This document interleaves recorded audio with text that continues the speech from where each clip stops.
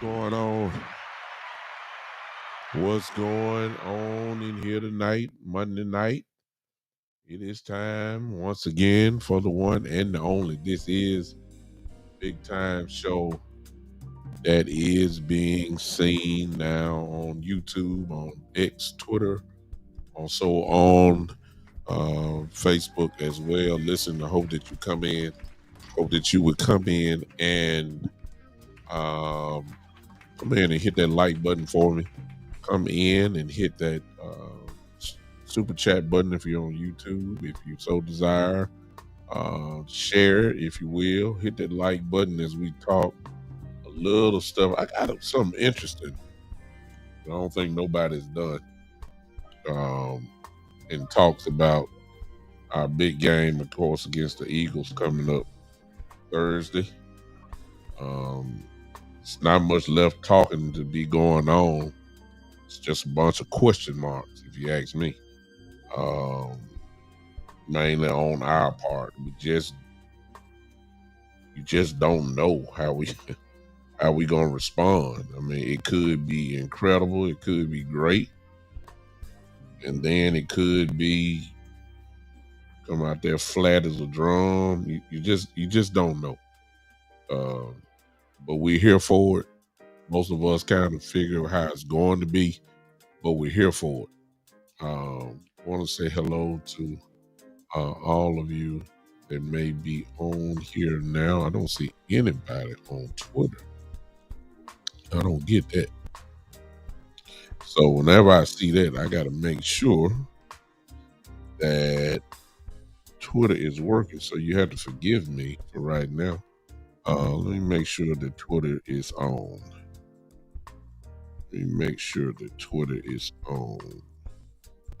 I see that I am live there. So let me just make sure. And this will tell me all I need to know. Yeah, it works. Just ain't nobody said nothing to me. That's what it is. Okay, Twitter is working. Twitter is working. Yeah. Nobody just ain't jumped on. Okay, I got it. All right. Shocked. All right. I realize that a lot of my brothers are on right now, if I'm not mistaken. Let's see. Who's all on right now? I might be the only one on. All right, what's up? What's up, Shane? I got my family here now. I'm good. I don't care if it's just me and Shane here. Me and Shane in the building. Shane is in the building, so I'm good. I don't know nobody else on here who's popping in on at least who's spoken. I see Joe here. I'm sorry. My brother Joe is here in the building. Joe and Shane. So look, if Shane and Joe on here, I mean, come on now. That's family. So we can have a talk. Listen, I want to do something different before we talk about the Eagles, because we've already kind of talked to them as a nauseum. There are some things that we haven't talked about that I might want to pull up here, just one or two things. Like there's some pressure on some of I'll go ahead and start with that. There's some pressure on some of our team, members of our team, because there's an expectation for them to be MVPs, but there's such a question mark there that they have to answer immediately. I'll give you the prime example and my number one candidate for that. The number one candidate that has to show something to give Cowboy fans hope, to give analysts something to talk about. That guy is Javonte Williams. Nobody ain't talking about him. We don't know absolutely nothing about Javonte Williams. We haven't seen him with the ball in his hand. We have not seen him. He's not played in a preseason game. We haven't seen him since he tore up his leg. You know, when he was with everybody else. All we know is the last time we seen him, he got cut.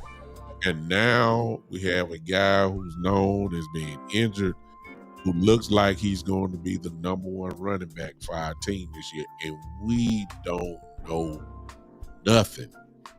And so how can we say anything about a running game if we have not seen no evidence? I guess you can also point to the offensive line as well. Like, some of them have played, but as a unit, we have not played together. All five starters, Steele, Booker, BB, Tyler Smith, and look like Nate Thomas. I don't think Guyton is going to play Thursday, not this week. So it'd probably be Nate Thomas. So they haven't played together.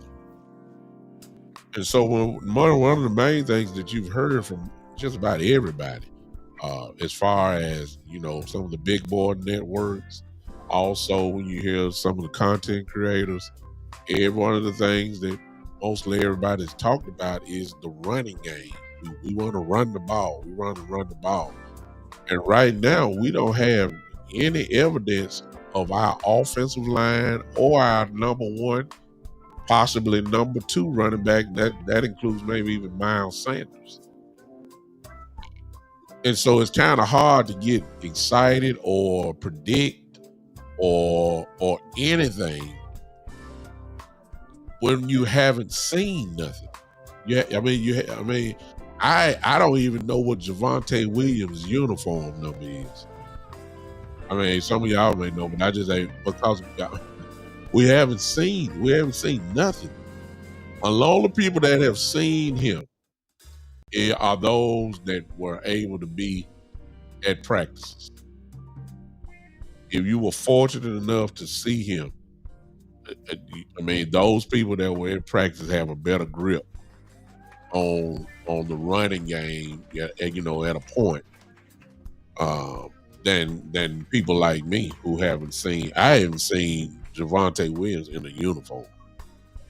I know he's been out there, but I haven't seen.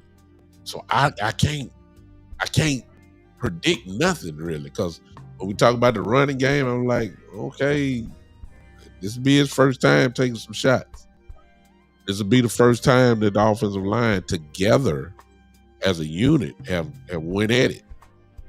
And to me, this is just the wrong team that we are going against to be experimenting or just finding out. Because see, we're playing, at least in my view, a bully. The offensive line, the Eagles for offensive line are bullies. The defensive line are bullies. And from where I come from, the only way you're going to get respect is unless you hit a bully in the mouth. And so, in other words, at least in this sense, you're going to have to be physical. You have to be physical. And I don't know how physical we really are, because I haven't seen it. And this is just not the right thing to be saying, okay, let's see. This the wrong team. I ain't saying it can't be done. I'm just saying this is the wrong team to be trying to find out everything. And you haven't done it together, other than, practice that was, 75% fast. You had a limit to where you can, how far you really could go in practice. Nobody played in preseason. And then here we are. And I'm not saying they can't do it. I'm just saying it's a big daunting task. And so if it was one person now, what's up, Jay Bryant? Hey Terry, I'm sorry. I'm concerned, and I'm concerned because I have no clue at all about Javonte Williams. No clue. No clue. Shane, I disagree on that point. They know he's coming. He's listed as the number one running back.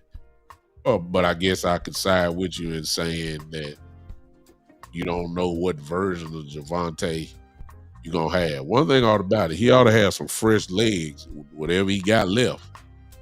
He ought to be ready to roll. His body probably has not been this well rested in years. Y'all forgive me for that. Sinus is acting up again. I just haven't seen it, and I haven't seen him with this line. I know he's seen the line because they had to practice. Quite sure they're practicing to that, leading up to Thursday. But it'll be the first time all of them are finally together in a real working type environment, and that's Thursday night. Now, I agree with Shane as he was talking about it. The element of surprise is always nice. I'm just a firm believer that when you have a bully-like team and you need to be physical, we've been crying about it all offseason. We need to be physical. We need to be physical. We need to hit somebody. We need to match the physicality. And I'm just getting the feeling, just right. I ain't gonna even lie to y'all. I'm feeling in my head that we will run the ball, but it ain't gonna be like y'all think. I really believe this is a Dak Prescott type game where he'll be passing a whole lot. I said this last night.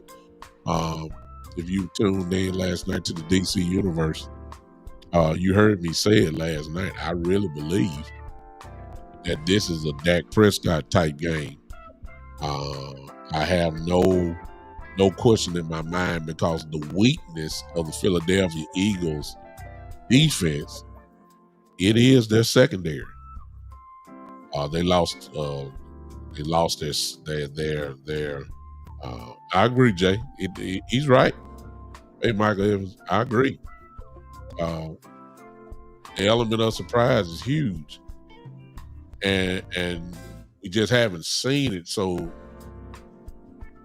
I think that we all gonna be kind of sitting Indian style or however y'all. Most of us may be standing up, but it's just gonna be interesting to see how they attack them when the deficiency on Philadelphia is their secondary. It's not the front seven. And I know you're gonna have to keep them honest. And you're gonna have to try to run the ball. You just can't have Dak stand back there and, throwing the ball 65 times in a game. That's not good at all. But I do believe that Dak is gonna throw the ball at least 30, 33 to 35 times. I believe it. And if it happens that way, I can't blame him because I'm gonna say it again. This weakness is their secondary. They lost safeties. They own their second cornerbacks, second-year cornerbacks. And let's just be honest, Philadelphia primarily won. Well, they didn't primarily win, but they had two rookies out there starting in the secondary. That's unheard of, and they won. Of course, they had Slay and they had Gardner Johnson as Gardner Johnson as a safety. He's not there anymore, so they were covered back there and hidden in essence. But those rookies grew up without a doubt. Cooper DeJean and Quinyon Mitchell. Those are their two guys. I'm quite sure that's who they're rolling with. And even with that, I still believe that the Cowboys have the advantage. And I dare Vic Fangio to go one-on-one because Philadelphia played, I ain't going to say they played primarily a lot of man, but they did have man concepts. And I dare him. See, it's a big difference between CeeDee Lamb and Brandon Cooks rather than CeeDee Lamb and George Pickens. See that difference right there? That's huge. Huge difference. Just a standpoint, if you put a 3 wide receiver set out there and that third receiver is Turpin, I'm just throwing him there because of the speed factor. That is a mismatch somewhere in that secondary. Is just no question about it.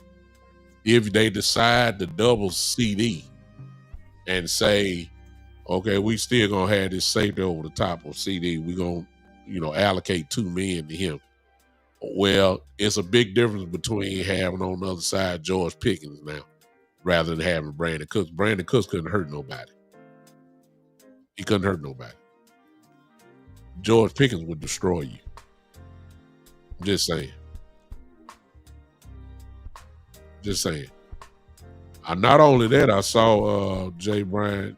I also saw that Dickerson didn't practice today. I think they may be loading him up, but he's had everybody think it's his knee issue where he had a meniscus problem, but today they got it on the report.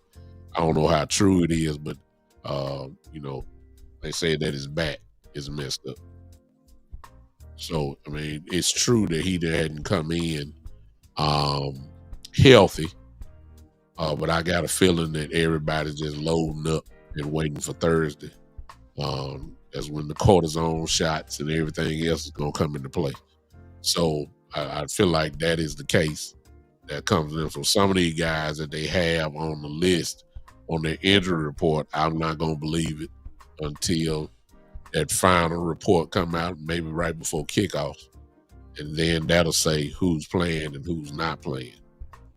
But either way it goes, I'm a firm believer that if you're going to beat a bully, you have to hit the bully in the mouth. I believe that. I don't believe you can beat physicality with finesse. I think Schottenheimer has been on these teams now, these Cowboy teams, long enough to know that you can't finesse your way against a bully. You got to hit a bully in the mouth. So, you know, we all have heard he loved to run the ball. His evidence shows that he likes to run it. I think that that's going to be we will know that rather quickly. We will know that rather quickly. I really believe that. But I still say that at the end of the day, it's going to be a Dak Prescott type game. Because I'm not sure how well we can run it. If we dominate now we're talking a whole different type ball game. But if we're averaging anything under 4 yards a pop, you know, if we're averaging right at 4, that really should get you somewhere. But if we're averaging anything under 4 yards a carry, combined with all these running backs that we have, then you know it's going to be Dak that's going to have to throw the ball a whole lot. And I got a feeling that's what it's going to be like. Even if we can run it. Because, again, I don't hate to be repetitive, but the weakness of this team, the Philadelphia Eagles, the weakness is the secondary. There's no question about it. And so I'm expecting them I'm expecting Dallas to come out firing.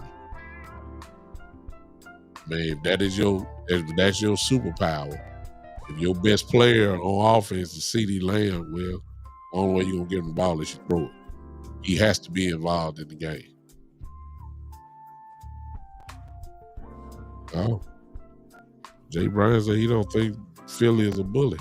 Okay. You saying really what you're saying is they not hungry like they were last year. I hope not. If it's my way, I hope that we come out and jump on them. I think if that happens, oh my God, you talking about shocking the world. I mean, let's make no mistake about it. First of all, nobody is expecting us to win this game. Nobody, hardly. I thought I saw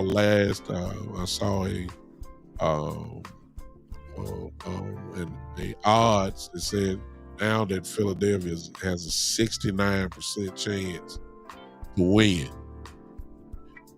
This could work in our advantage because nobody ain't expecting them to win. So go on out there and play. Just play. That's all you gotta do. Play free. Ain't nobody, especially after the trade. After the trade, the trade apart, nobody is expecting us to do anything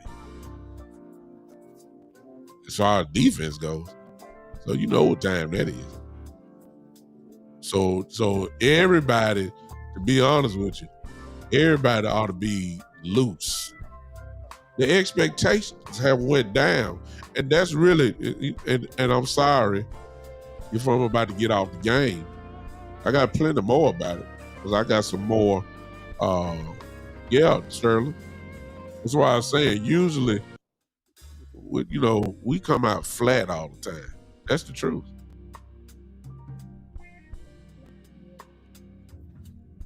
That's the truth. And this is a game where if you come out and your first 3 offensive possessions is 3 and outs, or one of them is just 4 plays, and you done punted the ball 3 times or something like that's not good against Philly. We can't come out. Y'all know how we are. We either come out real hot or we come out, at least traditionally. We can't say that this year we hadn't seen it, but traditionally we come out flat as a drum. know what I'm saying? So we can't afford that. Not Thursday. If we talking about really winning this game, can't come out flat. No way. And the unknown is going to help us starting off, I would think, because nobody knows the offense. Schottenheimer's been saying the whole time. Nobody don't know. You know, we very vanilla in the preseason, very extremely. Nobody knows Nobody knows Schottenheimer's offense. Nobody. I mean, the offense that he had with the Jets and all that, you can't count that. That was a primary running football team. You know it's different because you got CD and George Pickens out there, so it's not, primarily a team that's just focused on running the ball. No, you got George Pickens, you got CD Lamb, you got Jake Ferguson, you got Turpin. Oh no, we just can't say that. We gotta. So nobody knows the wrinkle or the wrinkles or however you want to categorize it. Nobody knows it. We don't know it. We don't know the formations. We don't know nothing. We don't know the motions. We don't know anything. And I think that's an advantage for Dallas. Even in the case of Fangio. I think I see an Eagle fan on here. Well, you heard Brian Schottenheimer say today, he described Vic Fangio's offense because he's went up against it in some type of way as far as game planning. But even last year, that was not Brian Schottenheimer offense, even though he was the offensive coordinator. That was Mike McCarthy's offense. Mike McCarthy was the play caller. That was Mike McCarthy's plays. So even though Schottenheimer had the title of being the offensive coordinator, nobody still knows really what his offense really is. Nobody. So we're going to be sitting there like on pins and needles, but the attack is what I'm concerned about because traditionally we just haven't been physical enough with teams like this. We just haven't been. And that's one of the main things that I'm looking for. I hear what he says about how hype he's looking forward to seeing Tyler Booker play and how he's looking forward to see how, it really get on people and, start his stuff. But we'll see. I want to talk to y'all about this and then I'll let you go. This is not going to be a long night at all. I'll be back I'll be on tomorrow evening with another content creator, a Philadelphia Eagle content creator. So I need y'all to help me out tomorrow. I'll be on with a Philadelphia Eagle content creator. I don't know exactly the time. It'll be in the afternoon, evening probably. Probably in the evening. So get ready for that. Just turn on wherever you're watching from. Turn on the live notification. You'll see it. I don't even know the name of the show, to be honest with you. I know that Philadelphia Eagle content creators. Key Williams, that's who she is. Person that I worked with before. I'm gonna be on her show tomorrow. Ain't no telling who she gonna have, and they might try to corner me. They might try to corner me and come after me. So be with me tomorrow night at sometime. All right. Now, this is what I want to talk about. And because of what Jay Bryant just said, it was 6.5 with Michael, the odds. Now it's 7. At first it started out at 7.5. Now I believe it is at 7. Hey, Matthew. He said, you think our secondary is going to hurt us?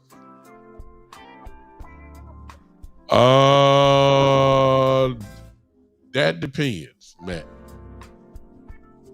I believe that if Eberflus stays true to what his defense is, Jalen Hurts is going to see a lot of zone Thursday. He will rarely get a man-to-man coverage, and that's when I think we'll be in trouble as far as the secondary. But you want to make Jalen throw the ball in the windows. You want that. And so I can see us playing what Eberflus usually calls cover 2, slight cover 3, man concept. Jay Brown, you still on here? He's more of a cover 2 guy. Jay Brown needs your help on that one. I believe I'm right. From what I've seen, he's more of a cover 2 type guy, keeping people more in front of him, making it difficult, dropping guys if he can. If he got a front four that can get pressure, then Jalen Hurts gonna be in trouble, because Jalen Hurts will have problems throwing the ball in tight coverage. If you're able to drop 7, it's gonna be a problem. So I don't know about that, Matt. It will be trouble if we go on 1-on-1. That'd be stupid, to be honest with you. That'd be real stupid.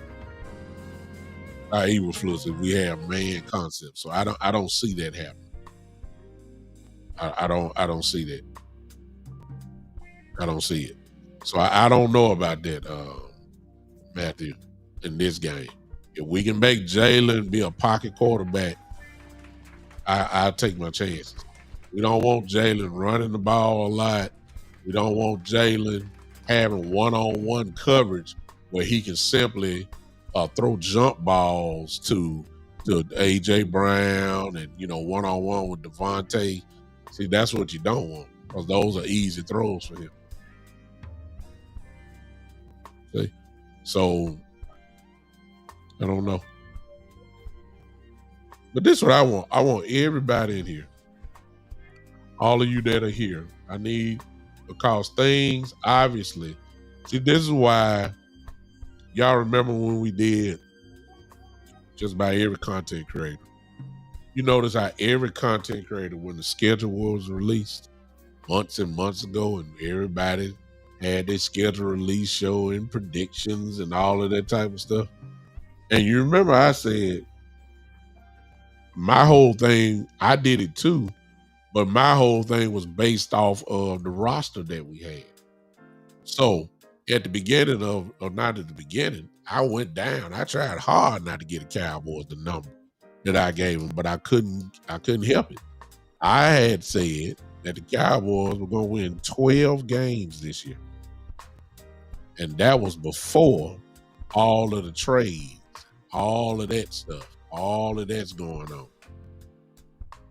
Well, I think we better revisit that.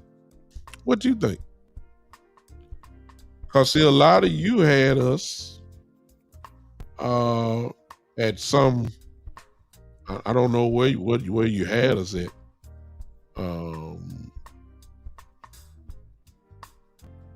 Don't know where you had us at.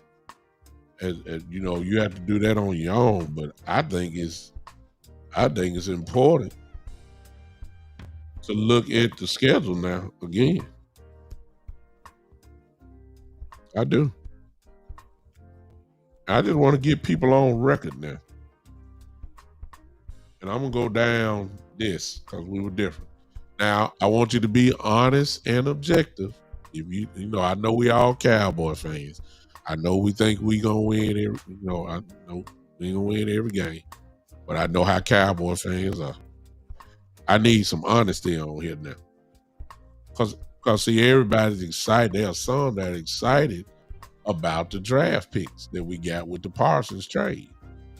But my thing is, like, I was talking earlier today about that, and I was saying to myself, like, the only way that this draft really is going to work is unless one of those picks, one of those first-round picks for the next couple of years are high picks. See, you figure Green Bay is going to be a lower first-round pick because they're going to win. And if they make the Super Bowl, that's number 32 off the top. But if they make the NFC, if they get to the Super Bowl and lose, they 31. If they make the championship game, that's 30 or 29. If they make divisional round, that's somewhere between 27 and 29. So, and that's where I'm thinking Green Bay going to be at anyway. That was before Parsons.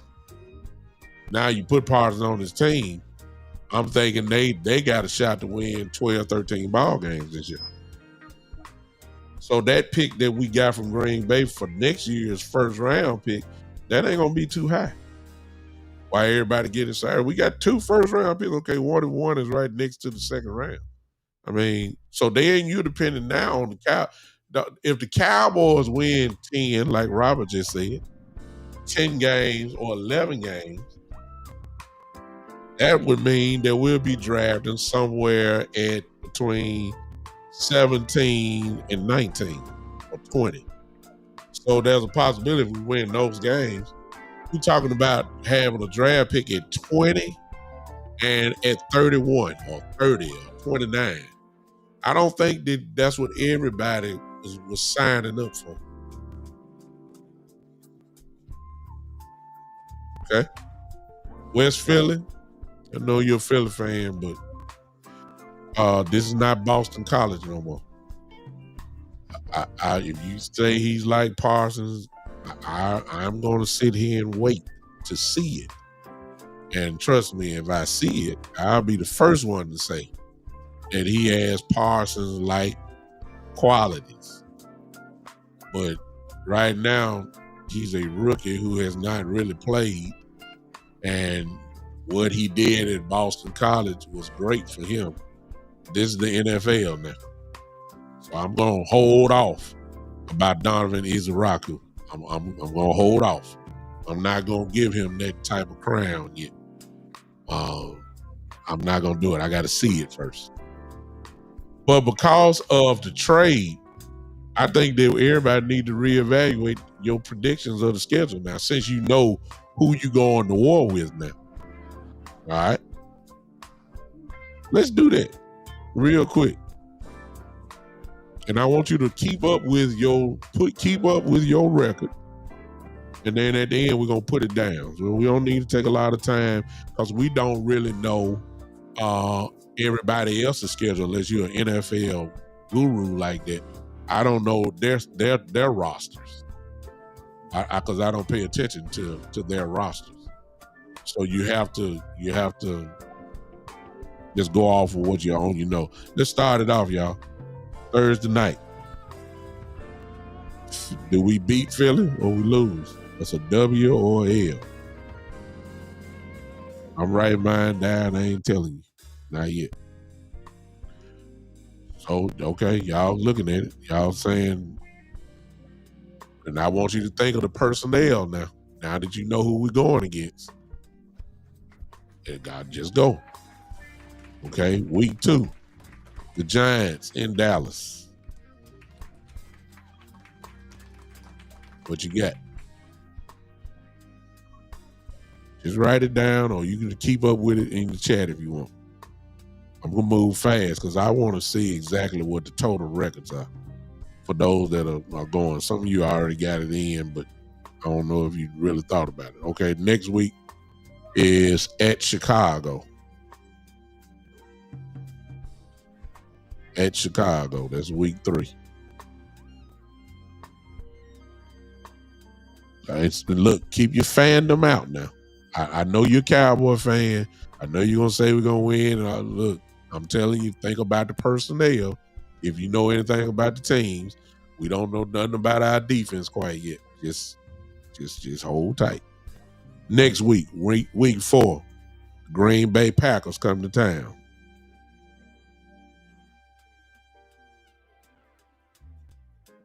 Just mark it down. Add the W's and the L's at the end. I'll tell you, man. Week 5, we're at the Jets. Week 5, we're at the Jets. Week 5, we're at the Jets. Win or loss. Hope y'all marking them down so we can add it all up. And then I want to see everybody's record after you've done this. All right, after the Jets, we are at. I'm coming, Matt. I'm coming. I'm writing it down as we speak. This is my first time doing it since we made the trade. This is my first time. I'm doing it with y'all. So I don't know what it is yet. I'm about to tell you. All right, week 6, we're at Carolina. at Carolina. Win or loss.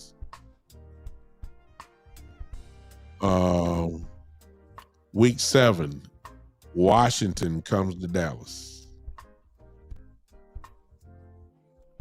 Week 8, we're at Denver. Week 9, we have Arizona in Dallas. Then we got the bye week. There's 2 weeks to get ready for at Oakland, at Las Vegas, the Raiders. It's Monday Night Football.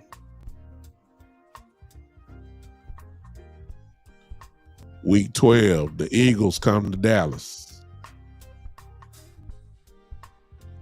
Thanksgiving, the Kansas City Chiefs come to Dallas.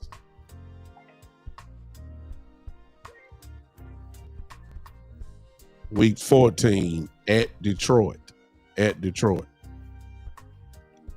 Week 15, Sunday night, Vikings come to Dallas. Week 16, the Los Angeles Chargers come to Dallas. Week 17, and this could be depending on, well, you never know where standings are at the time, and teams may give guys, if they got a great record like that, they may get an off day. But anyway, week 17 is at Washington. Then week 18, to close the season out, is at the Giants. All right.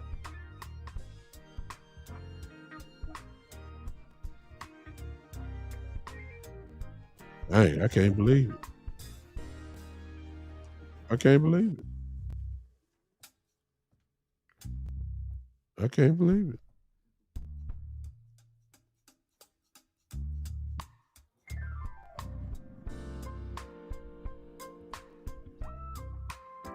I got us 11-7. Unbelievable. So I'm out one game than where I was at first. I had us at 12 and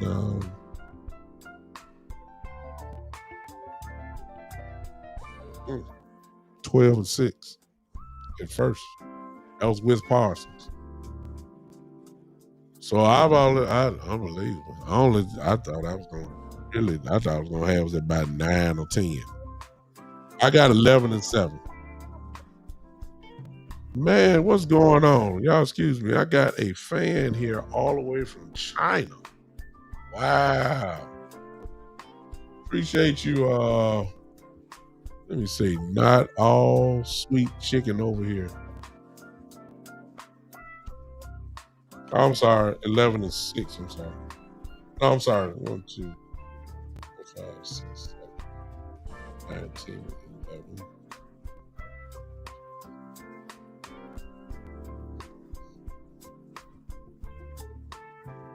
Exactly. I'm sorry. I mean, I got us 11-6. I'm sorry.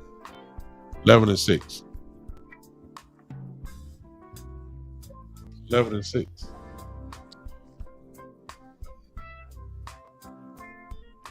And if you want me to go specific, I don't know if we're gonna pull it out against Philly. I got us beating Giants. I have us beating the Bears in Chicago. I have us not beating the Packers in Dallas. I got the Packers beating us. I got us beating the Jets. I have us beating the Panthers. I have us beating the Commanders in Dallas. I have us losing against Denver in Denver. I have us beating the Cardinals. I have us beating the Raiders Monday night in Las Vegas, even though that's going to be crazy. I have us beating the Eagles in Dallas. I have us losing to the Chiefs. I have us losing to the Lions. I have us beating the Vikings in Dallas. I have us beating the Chargers in Dallas. I have us losing against Washington in Washington. And I have us beating the Giants in New York. So this is my first time for those that just coming in. Oh my God, the Queen in the building. My sister is in the house. Oh my. Queen is in the building. Girl, you know I'm happy to see you. What's going on? When I look at, this is my first time. Langston is sarcastic. I don't know if you're a Cowboy fan or not, but there's something in what you just said that needs to be discussed. I just said it before I started all this. See, barring injury, there's some things that I just feel like you just count on. Dak Prescott health is worth double-digit wins. I mean, that's been proven too many times. I still believe in that. I think we're going to be better than what a whole lot of people thinking we are. I guarantee that. I really guarantee that. I just need to know how we play against these physical teams. Now,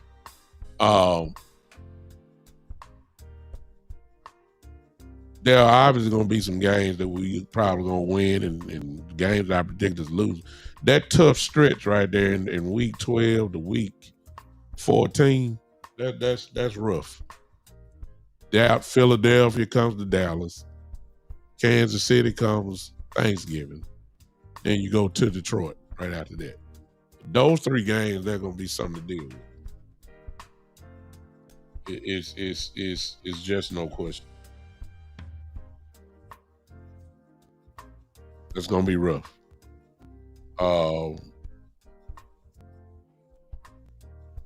So you really have to.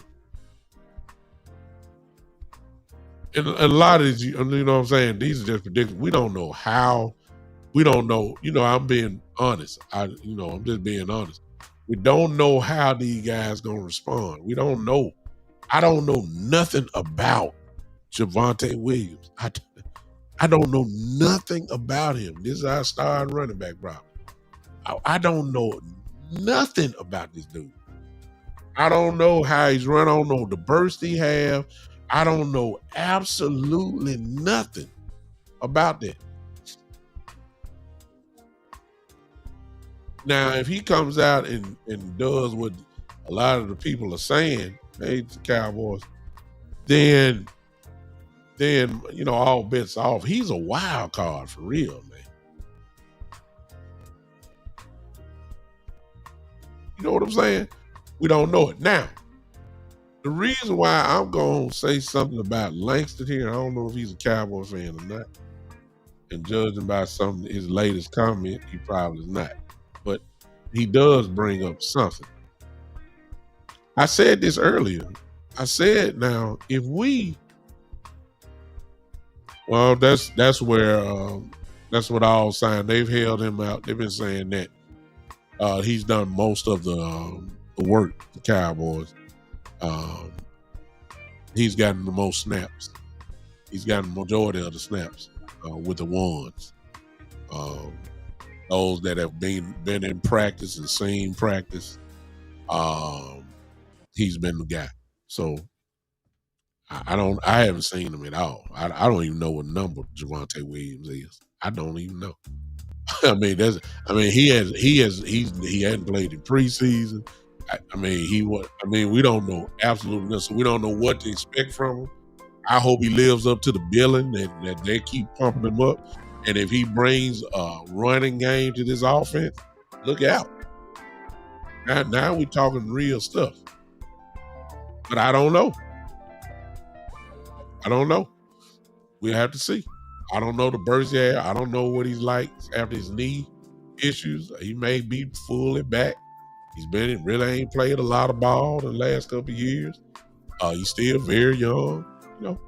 We just got to see where he is before we can really just judge the running game.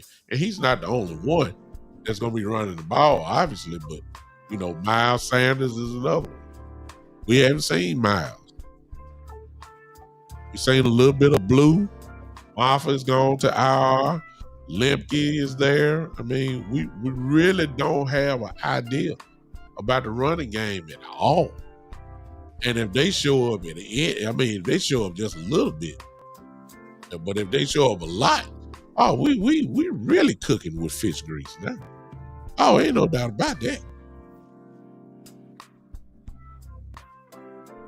But it's the unknown right now that has me shackled. I gotta see it. And then here's the unfair part. I really ain't gonna be able to judge them even at the Philadelphia game. Cause see, I'm gonna need about 4 or 5 games before I can really say, okay, this is who we are. You know, I mean, I can't do it after one game.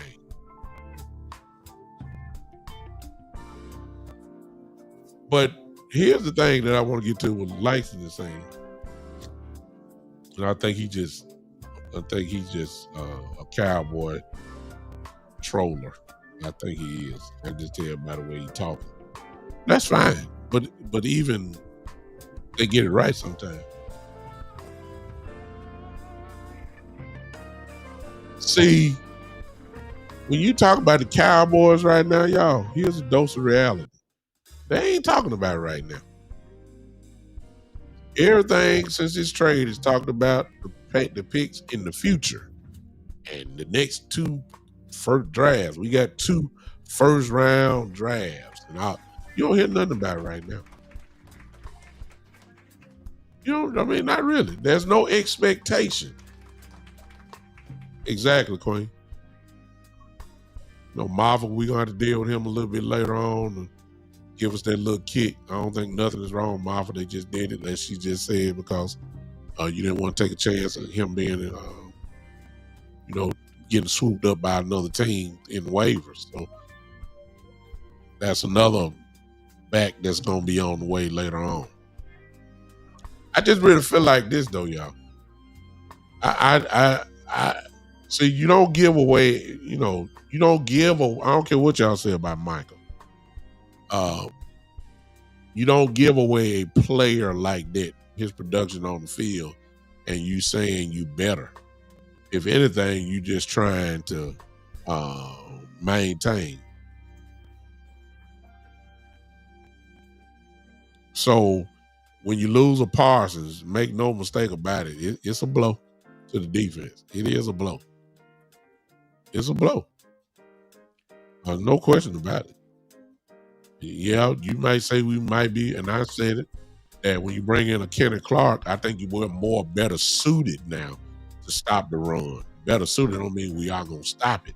I said we're better suited to stop it because Micah is a great generational talent pass rush guy, but he's not a great generational defensive end. No. He's not a stout run defender. See, that you don't get that associated with Michael when you start talking about Michael Parsons. You don't say he's stout against the run. He's an edge guy. He sets the edge greatly, and you don't say that. You say Michael, you think about tremendous pass rusher, tremendous pressure guy. There's nobody better than him in that area. I ain't talking about numbers now. I'm talking about you see the impact he made when he's able to rush the passer. There's not too many guys that are better than him at all. All right. So, but when you bring in a Kenny Clark and now you insert a Sam Williams on the edge instead of a Michael Parsons, okay, I'll say this. Sam Williams is more stout against the run than Michael Parsons is at edge. Or if you want to say Marshawn Nealon, okay? Marshawn Nealon is more stout on the edge than Michael Parsons. So when you look at the front 4 on the line, when you bring in a Kenny Clark, I'm just figuring this is gonna be the starting lineup. If I was to tell you if it is Marshawn Nealon, Osa, Mozzie Smith, and Michael Parsons. That's your front four. That don't sound like a good run stop. That don't sound good. All right. In comparison to Marshawn Nealon, Osa, Kenny Clark, Sam Williams. Oh, y'all got to go ahead and tell the truth. I know we love Michael, but that sound better. Because see, Kenny Clark came in and just, he took on, or he's taking on, the expectations of Mozzie Smith. See, Mozzie Smith ain't got to do nothing but just play football now. Kenny Clark has Mozzie Smith like expectations. Okay, we're gonna be better against the run because you're here. You grade up the middle, you stack it up, and Kenny Clark can do that. That's what he's expected to do. Before he got here, it was all about Mozzie Smith. It was Mozzie. So now you ain't got to worry about Mozzie. Mozzie is just a good rotational guy. All he got to do is come play football now. He has no expectation. The expectations fall on Kenny Clark.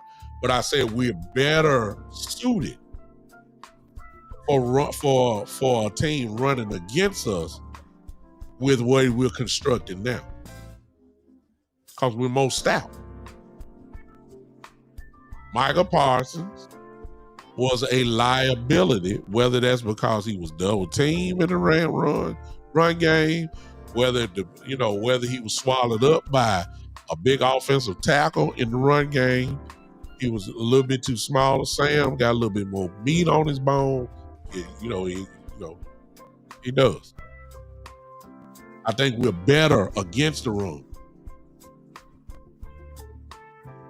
See, Kenny Clark's appearance just changed. Look, I'm gonna say it's obvious to me that Kenny Clark here makes the defensive tackle position a solid thing now. It's solid. Rather than it just being Osa, Mozzie, Solomon Thomas, Jay Tor. That's not solid. Now you got a rotation. Now you got freshness to the defensive tackle room. There's a good chance nobody may not be. Some guys ought to be fresh. I'm talking about we have a real rotation at defensive tackle because of one man showing up. It's more respectable. It's more respectable. I ain't saying we're going to be number one against the run. I ain't saying we're going to be top 10. I ain't saying that.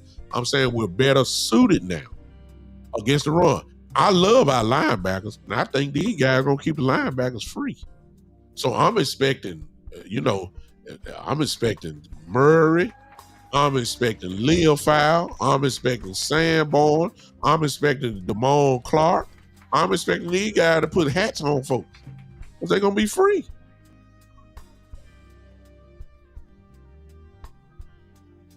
Yeah, Langston, we playing Eagles. Yeah, I'm quite sure you know that. But let me go back. I hate to put the pin in y'all, but Jared didn't give up on the season. We got too much offense to be talking about giving up on the season. He didn't give up on the season. But when you get them two picks,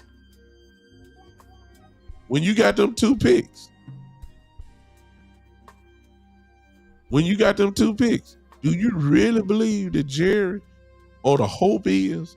Because, see, you had to know when you traded with Green Bay, you knew that Green Bay ain't going to get no high pick. It's just no way. It's no way. Green Bay is going to be a playoff team, borderline Super Bowl contender.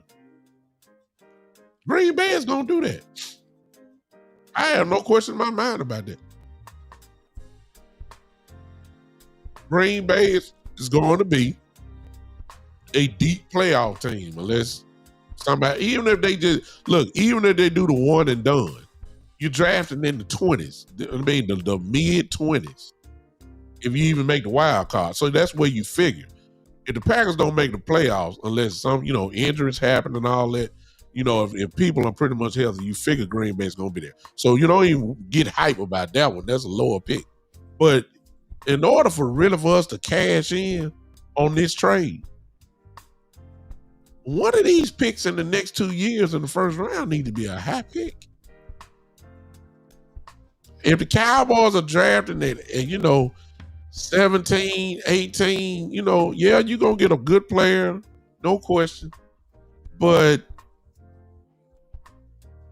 when you trade away a Parson, you really need to cash in. So this is what I'm saying. A lot of y'all put down 9 and 8 this year. Somebody put down 8 and 9 after looking at the thing again. I'm going to say this, and they ain't going to admit to it, but I'm going to say to it. Trust me, Jerry Jones will not be sad if the Cowboys are 8 and 9, 9 and 8. He wouldn't be. Because he know he can't depend on Green Bay's pick to be low, high. That's not going to happen.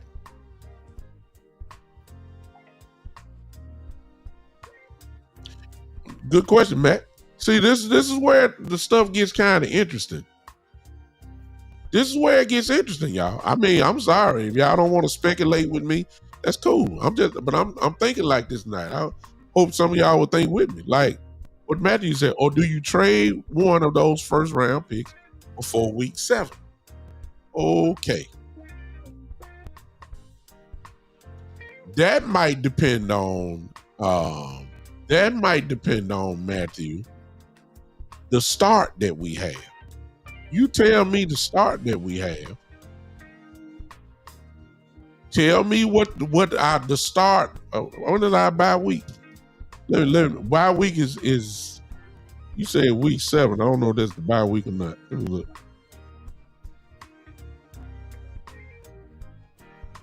I'm looking at our bye week is 10. I don't know when the trade deadline is, but bye week is 10. That's too late. Let's go over the first half real quick, y'all. All right. I have us losing to Philly. Now y'all don't care. Y'all know I'm a Cowboys fan, so don't even come to me like that. It's just I don't know. Okay. So Philly. So there's 0-1. It's just my record. Y'all know some of y'all gonna say we're gonna beat Philly. I understand. I hope we do.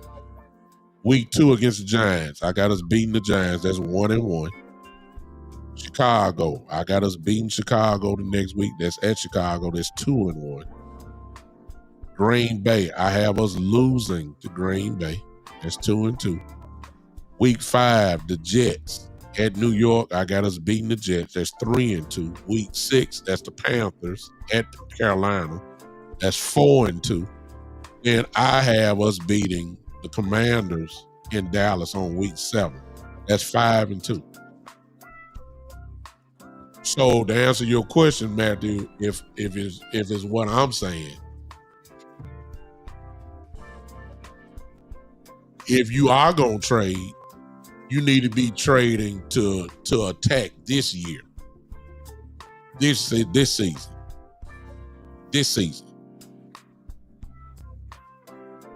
See? Okay. I'll take this season. They're not going to, hey, Coach Breedlove, they ain't going to trade Bland now. Not after the contract they just gave Bland. Bland is a Cowboy. Now, you might say they were Diggs, but they ain't going to trade Bland. So here's my thing. If you are doing that,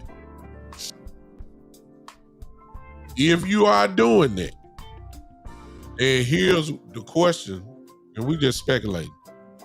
Okay, what do you need to trade? See, this is where you can get a head start on, if you were trading, on getting things ready for a run. Like, for instance, this right here. If Javonte Williams and Miles Sanders, since everybody's saying this is your 1 and number 2 running back, if they are not panning out, and you don't want to give the keys to Jadon Blue, which I doubt very seriously, they ain't gonna do that. Then why not pull the trigger? And I got the perfect running back, y'all. That will immediately help this team. That will balance out this team and get us going. For real. I'm gonna tell you who it is.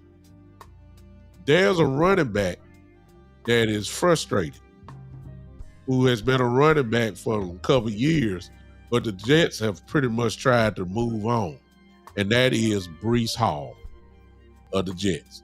They think they're trying to get Allen, forgive me for not knowing his first name, to be the guy.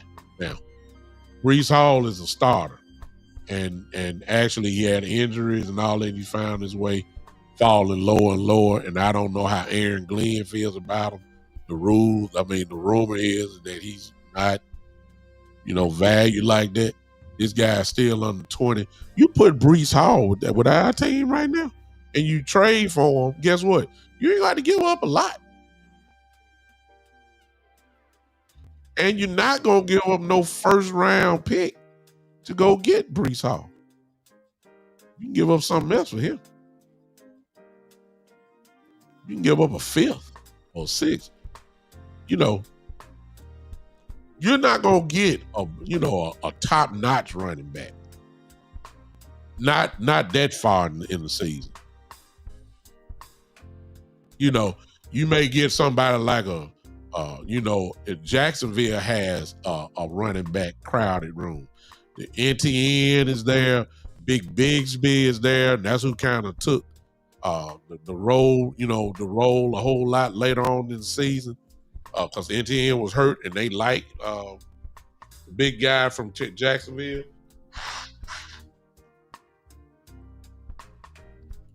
Trevor Etienne would be a good running back here, but that's not worth giving up a first-round pick for. I'm saying, because see, once you really tell me your roster, I know how serious you are about winning now. When it comes to the Cowboys, it's confusing because according to the running game, the passing game, I know you're serious about winning. When you tell me about Pickens and Lamb and Turpin and you tell me about Ferguson as a tight end, and you tell me about Dak as your quarterback, I know you're serious about winning. You're telling me that you expecting Dak to throw over 4,000 yards. You telling me that you're expecting him to get right at 30 or 30 plus touchdowns. You're telling me that CeeDee Lamb is going to do what CeeDee Lamb does, dang near 100 catches a year, going to be another all-pro season. You're telling me that Pickens is a possible 1,000-yard guy himself. Ferguson may be close to 1,000 yards himself. No, we don't want to see Milton. If Milton comes in, Shane, if Dak gets hurt, then I'm not excited. Now that's how you get your draft pick high. If Milton is playing, to me, I ain't sold on Milton at all. If you talking about the Cowboys having a high pick, Milton is your guy. As long as Dak Prescott is under center, no, they winning. They're gonna win. But you can't tell me you serious about winning and you tell me this is your running back room. I'm not knocking the guys, but that's not a world championship running back room. Our running back room looks like it's just enough to get you by. There's no true number one guy. It's a committee.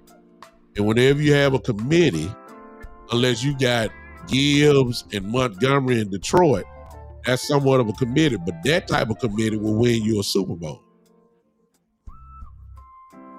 See what I'm saying? See the difference? If you're going to run by committee, you go give me, Montgomery, David Montgomery, and Jamar Gibbs from Detroit. That is a world championship running back room. That is one. You can't tell me that you dead serious on trying to, and you got these guys as your running back. That's why I say it's confusing. It's confusing. It's confusing, y'all. Greatness on the passing game, on the running game, and it remained to be seen. I could be wrong. Javonte Williams may come out here third and run for 125 yards. Who knows? Miles Sanders, Javonte can run for 80 yards. Sanders could come in and run for 40 yards. That's 120 yards. Jadon Blue may chip in another 25. 125 yards. I'll take it every trip. But I don't know that. Now, if you tell me that's where it's going to happen, I'll take it. I'll say, okay, we got a pretty good running game, which means your offensive line is real good.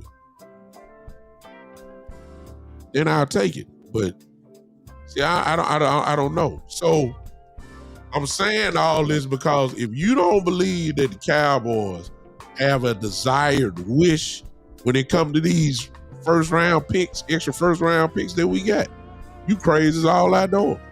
And y'all know how much the Dallas Cowboys love the NFL draft, right? Y'all know that. That's when we do our damage, supposedly. Y'all know, the fan base loves the Cowboys at the draft. It's when Will McClay get to shine. But it ain't, and if we're drafting low, then I can tell you right off the top, we're going to be rich. So you can't judge the Michael Parsons trade yet. You got to visit this in about another 3 years. Yeah, William, that's a good one. If they both can stay healthy, both of them get banged up a lot. Brian Robinson and McFadden. Not McFadden. Why I say McFadden? Jesus. McCaffrey, I'm sorry. McCaffrey and Robinson. That's dangerous. That's pounding the football for real. So you got these two back things that mean something. Exactly. I hear you, Shane. That's why I say the question mark is not passing game. Question mark is the running game. How good is this O-line, as Shane just said? And can the running backs run it? Can we average 4 yards a pop for the season? Can we average finally some over 3.2? Can we average right at 4 to 5 yards a pop? I'm talking about for a game at our average. Of course, there are going to be some tackles for losses, but overall, when it's all said and done, when we play Philadelphia, yeah, we probably going to get a couple tackles for losses, 1 yard, 2 yard gains. That's fine. But at the end of the night, can we say we're averaging 4.3, 4.4 yards per carry out of all the carries we get? That's how we win.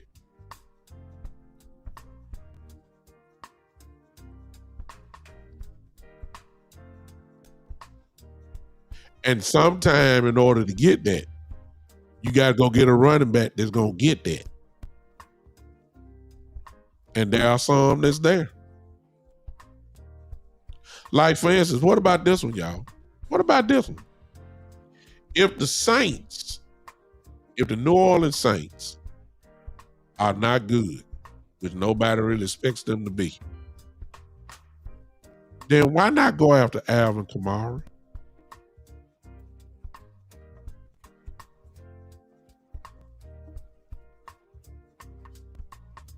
Kellen Moore got a young team. He know they ain't winning no Super Bowl. He knows they ain't winning no Super Bowl. If the Saints get out to a slow start, Alvin Kamara is getting up there just a little bit now, but he's still productive. Why not go after Alvin Kamara? I'm just going in my head right now. Kamara will want to win or have a chance to win. And some of y'all go, well, you haters ain't gonna, well, he ain't gonna win with the Cowboys. I don't know. You put Alvin Kamara in this backfield with CD and Pickens and Lamb. Let me tell y'all something.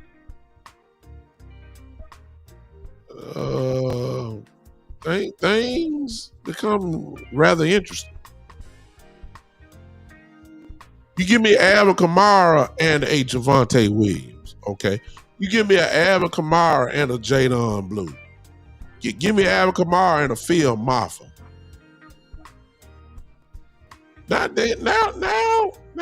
I'm just saying, since we got the first pick, and I don't think that's worth trading a first round pick, because Kamara's not worth that now. I'm just saying, these are people. Yes, the tush push is still legal.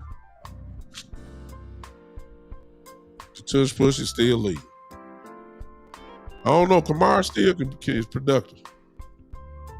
Kamara's still productive. And if you telling me he's not productive, then Javonte Williams ain't worth a dime. I mean, if I had a choice, I'm going Kamara over Javonte Williams, over Miles Sanders, over Jadon Blue. I'm just saying.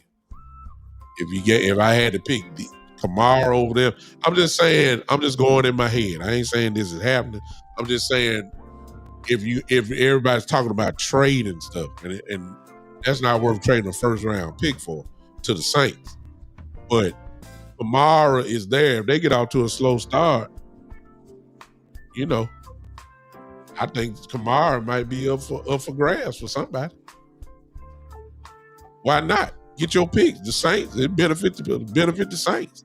Get the picks. You rebuilding anyway. Get as many picks as you can. Trade off your best asset, which will probably be Kamara. You ain't gonna win with them, so trade them. Give them a chance to win. I think that makes perfect sense.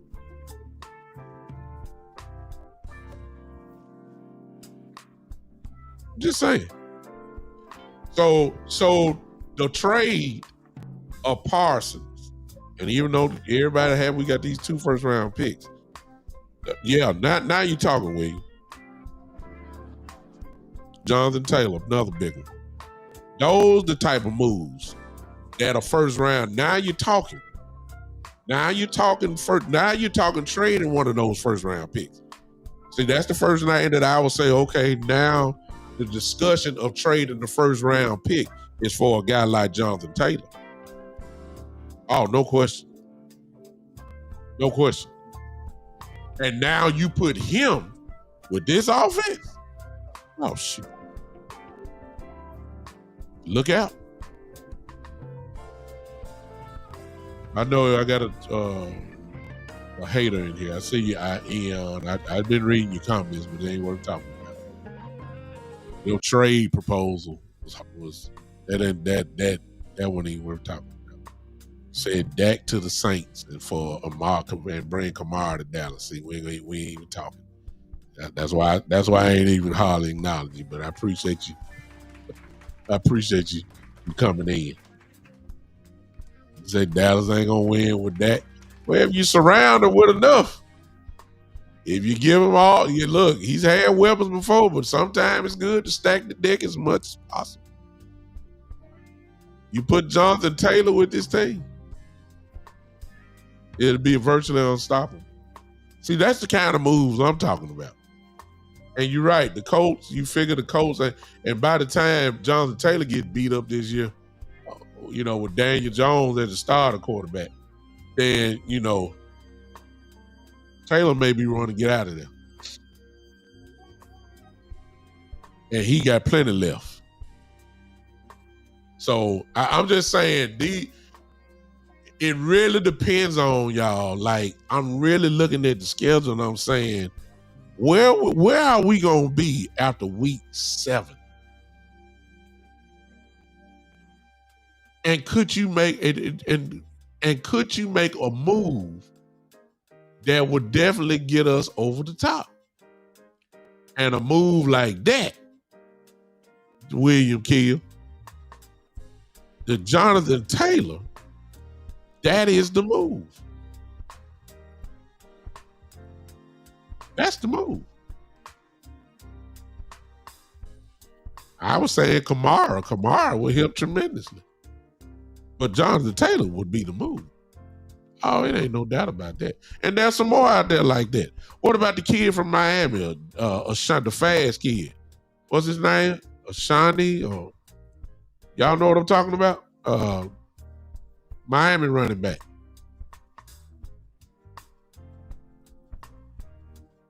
I'm just thinking down my head right now. Yeah, Wes, that part came up and it's coming out. Malik Hooker was the biggest one that talked about that part. It's amazing how everything's coming out now. So if that's the way they felt, that means that you had somewhat of a divide in the locker room. So it's been there all the time. There's tension there. So even though he was liked by a lot of people, there's other people that kind of kept him at hands distance. Obviously. So I don't know what happened to my. Jesus. I got black and white. Ashani, yeah, exactly. From Miami. I mean, these are guys that will help you. Why am I looking like this?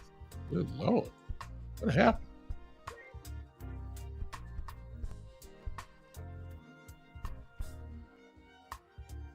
You know, it's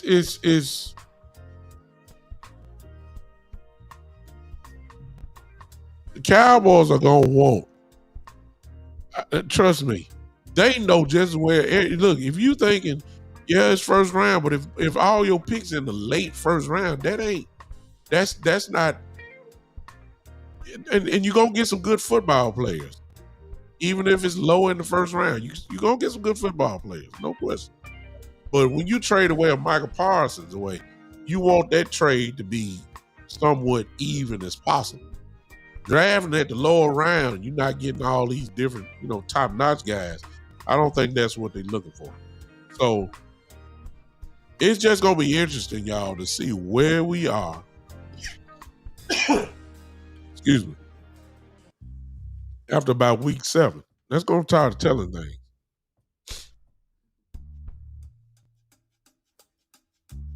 It's going to tell us. That's going to tell us. So the schedule is here, and since we know who we're going to war with as far as our roster goes, I think everybody need to kind of look at this whatever your predictions were before the Parsons trade. Now you got to look at it now after Michael. I don't think a lot of people have done that.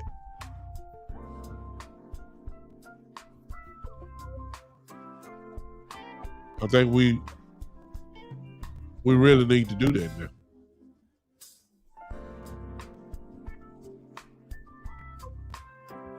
Y'all forgive me, but I don't know why my camera is acting up on me. It looks better. I'm just saying. You want to have these picks to mean something. And the only way one of those picks is going to mean something is there's a real bad record. And I don't think the Packers going to have a bad record. So, Cowboys are that. If they go 9-8, you're in the middle of the pack of drafting, which is where the Cowboys usually are, somewhere after 15 to 18. And of course, you can get a good pick then. And of course, you can trade up with that one pick. You can.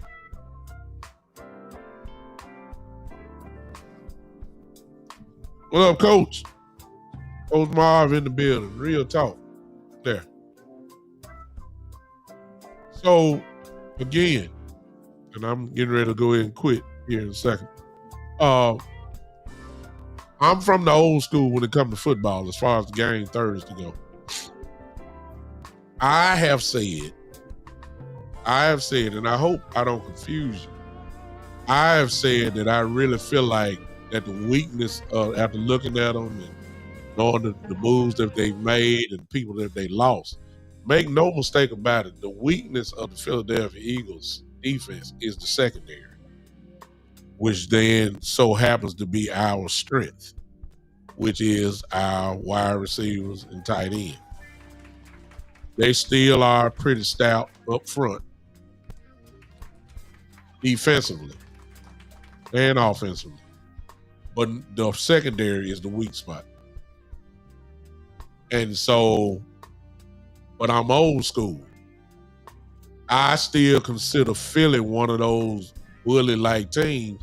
When you got a running back that ran over 2,000 yards and an offensive line that was considered the best in the game last year, and you got a front seven, I believe they were the #1 defense in the league last year. In other words, you have a bully. I'm from the old school. You don't meet physicality with finesse. But at the same time, I'm saying that we got to attack a secondary. That does not mean that Dak Prescott need to throw the ball 50 times. I'm saying you got to hit these guys in the mouth. Even though the weakness is the secondary. You got to get these guys to lay on these boys. In other words, I'm gonna be. Look,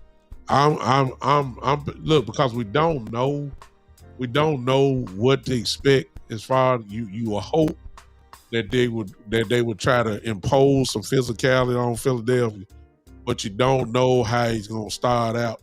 I'm gonna be very upset within the first 2 drives if all we did was run the ball twice. I'm gonna be very upset.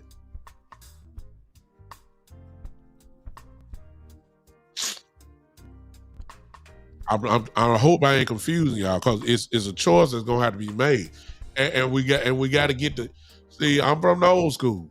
You want to impose physicality. That means you have to get the guys going forward, hitting people. The offensive line, that's what I'm talking about. Laying on guys. Hit them in their mouth. Not going backwards. Being attacked by pass rushers. That's not imposing physicality. You're going to have to hit them in the mouth. Whether it's a 2-yard gain, whether it's a 1 yard, 1.5, it's just the fact that you're going to have a commitment. You got to do it. If not, then we should have kept McCarthy in.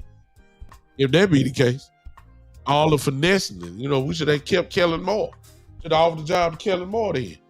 If that be the case, you got to try to impose your will. So I'm looking at a lot of stuff. Like I'm anxious. I'm kind of saying, like, how we gonna start this offense out? We can't look. I'm gonna tell you another thing. We can't come out flat. We can't have no 3 straight 3-and-outs. We can't have. We can't do that. The Cowboys come out flat sometimes. We can't have that. And then most of all, we sure enough can't go down early, because I don't know how greedy Schottenheimer gonna get. Can't go down 14-0. Or it will be 50 times thrown.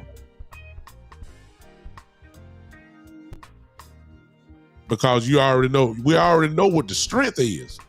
It's undeniable. The strength of this game, or the weakness of Philadelphia defense is the secondary.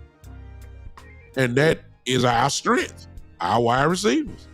So it's coming. The question is, how much? Oh, it's coming. The advantage is not the running game. The advantage is not our O-line against their D-line. We don't know what our O-line is yet. We don't know. I hope we do knock them off the ball. I hope we do open up major holes. The game will change then.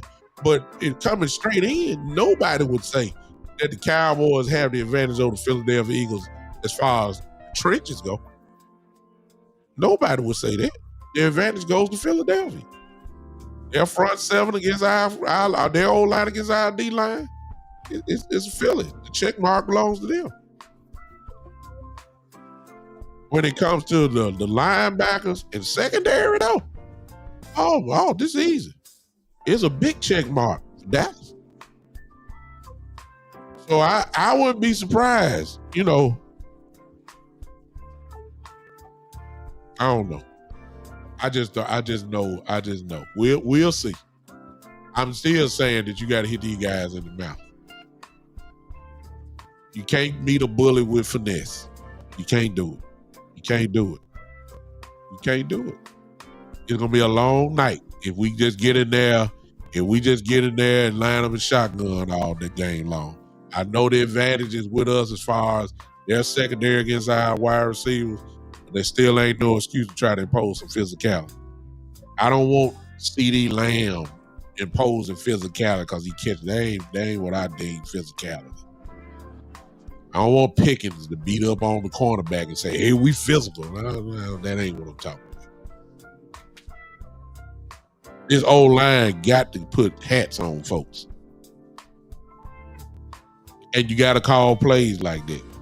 Go ahead and try to get it done.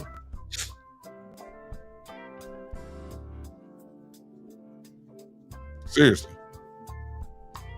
And that's just what I'm vibing off of. I mean, all the other stuff that I talk about is kind of prediction. They go to Packer guy in here. You're welcome. We're glad that you're happy. We want to thank you for Kenny Clark. How about that one? I believe both teams will receive tremendous dividends from each other on that. You'll be happy for Parsons at some point, and we're gonna be very happy with Kenny Clark as our defensive tackle. I thank you for Kenny Clark.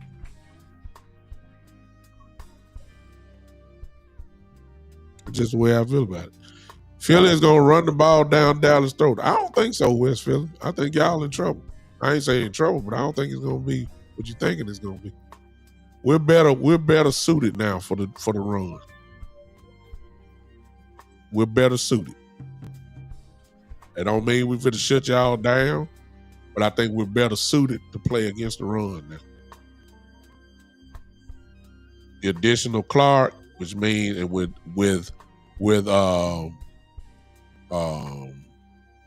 you kind of say, here you go. Hunter, but there's one part you forgetting about. You ain't saying that the man was playing on a broken toe last year, right? You do realize it's kind of hard to play when your foot is messed up. So you didn't put that. You didn't say that though. Tell me what happened when his feet are right though. What is his numbers then? And he got plenty in the tank. It ain't cause he's down and out. Clark was not Clark last year because he had a bummed out toe. And since you're a Packer fan, you know that's the truth. It's kind of hard to play football without your feet being right. Hello. Type it in, mister. Since you put it out there, Hunter. Going to complete the whole story. Huh? Skip said Cowboys are in for it. I don't know. I don't know. Not like y'all thinking it's gonna be. I don't know. I got an offense that's gonna score. See, that's the part y'all want to talk about.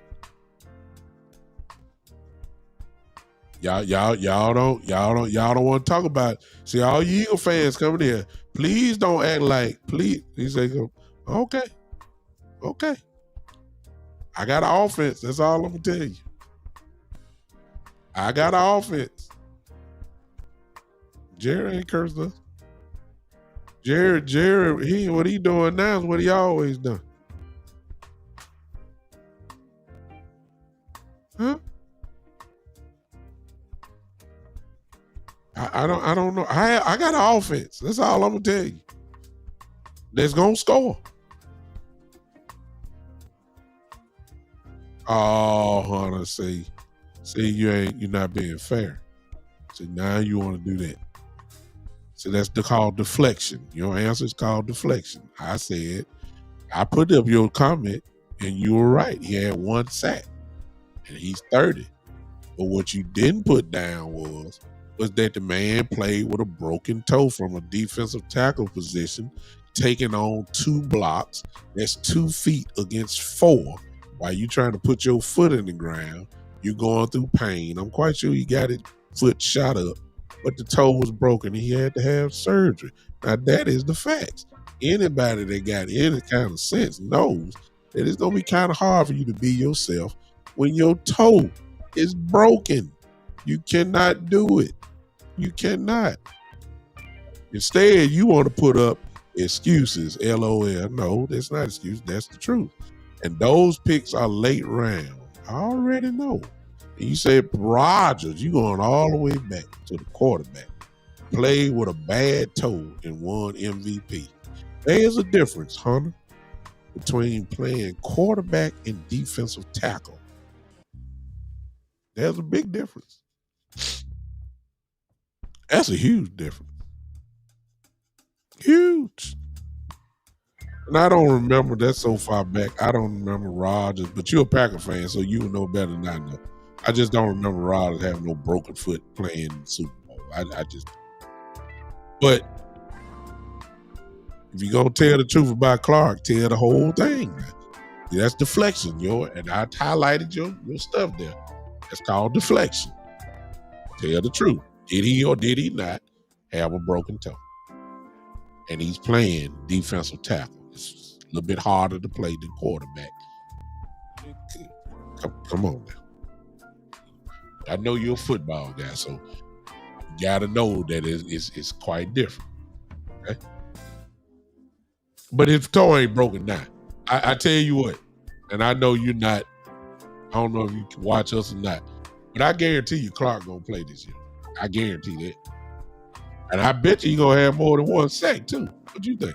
You ought to know now because you was a Green Bay fan, so you ought to tell us how good Clark was. You ought to tell us. I know he was good against us. You know, he beat our brains out when we played him. You say you're still using your feet and running more than a DT.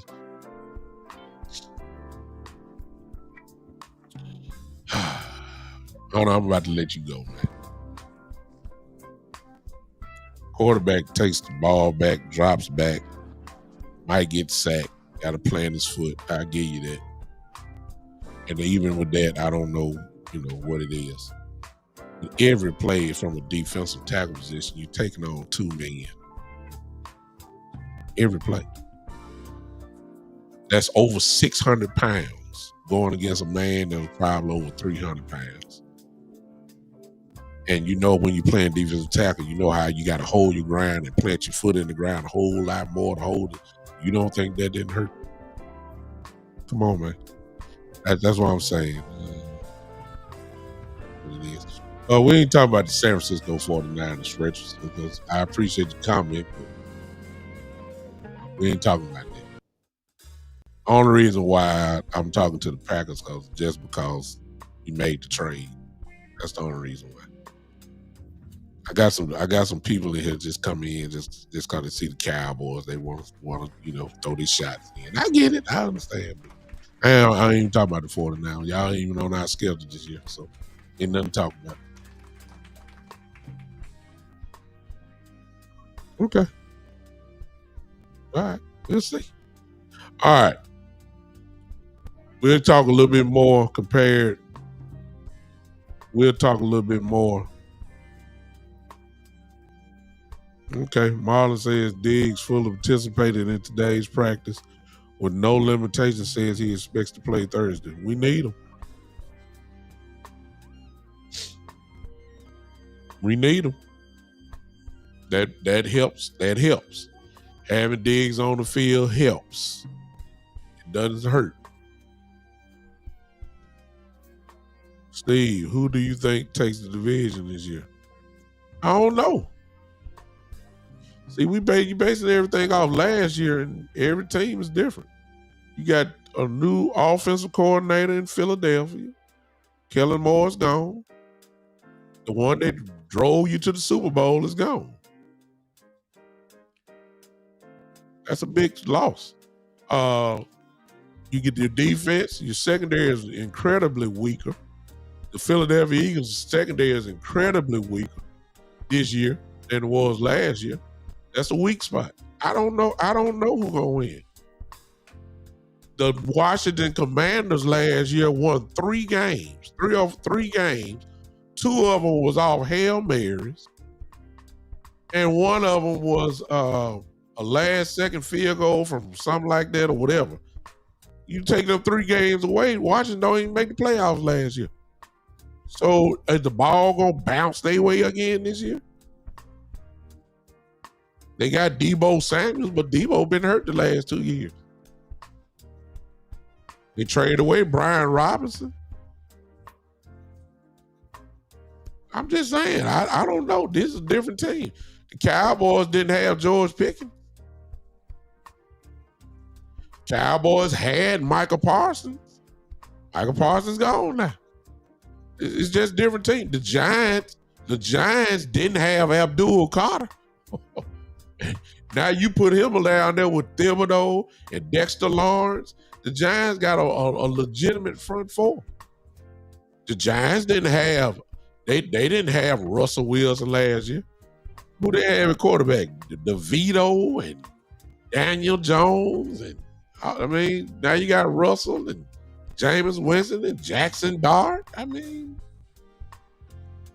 Von Miller stay hurt. He older. I know he's spotty. I know he still got a little fast. I understand that. Everybody's different. I don't know. I had a guy right here just a minute ago talking about somebody 30 years old. Well, how old is Tunsil now? Talking about he on the decline. Talking about Kenny Clark on the decline. Well, everybody got older. Saquon Barkley had his miracle year last year. The real truth about Saquon Barkley is that he's injury prone type running back. It just so happened last year he didn't ever get hurt. But when he was with the Giants, he stayed hurt every year. Every year. I don't know. I can't say who's going to win the division. All I do know is there's been a different division winner every year for a long period of time.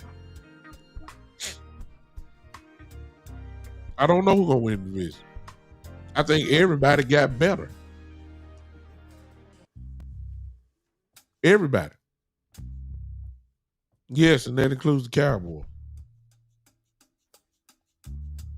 Everybody got better. So all thing you can do is say line them up. It started this Thursday.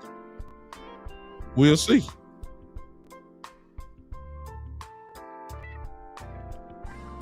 Well, the most important thing, Steve, is that the Eagles lost their offensive coordinator. Is the guy going to get a ball to Saquon Barkley that many times like Kellen Moore did last year? How committed are they really going to be to the run this year? Is A.J. Brown going to start acting a fool again? Will he be as cool? And will he be quiet for the sacrifice of the team? Because he got his ring now. But A.J. wants his numbers. So what happens if they just keep trying to pound the ball? A.J. look at his stats. He got a book on the sideline. All that type. I mean, I'm just saying. You don't know how hungry the Philadelphia Eagles are this year. You don't know. It's hard to win back-to-back. What's up, G? Gary? It's hard. I mean, it's hard. How hungry are the Washington Commanders? How hungry are the Giants? How hungry are the Cowboys?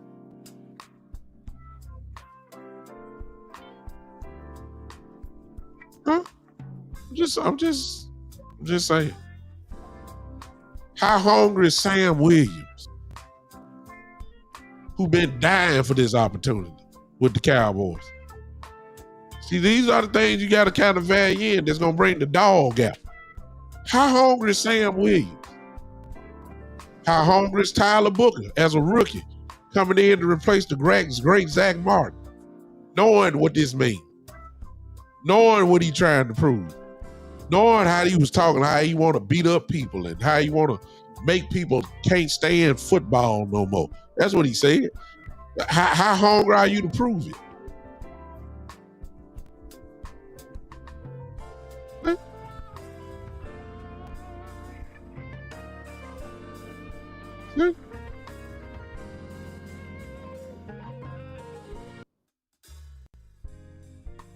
How hungry is George Pickens, considering that he is on his last year's deal and want to prove because he know next year it's time for him to get some big money.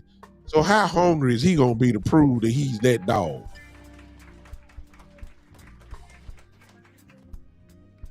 Dak Prescott is coming off an injury. How hungry is he gonna be?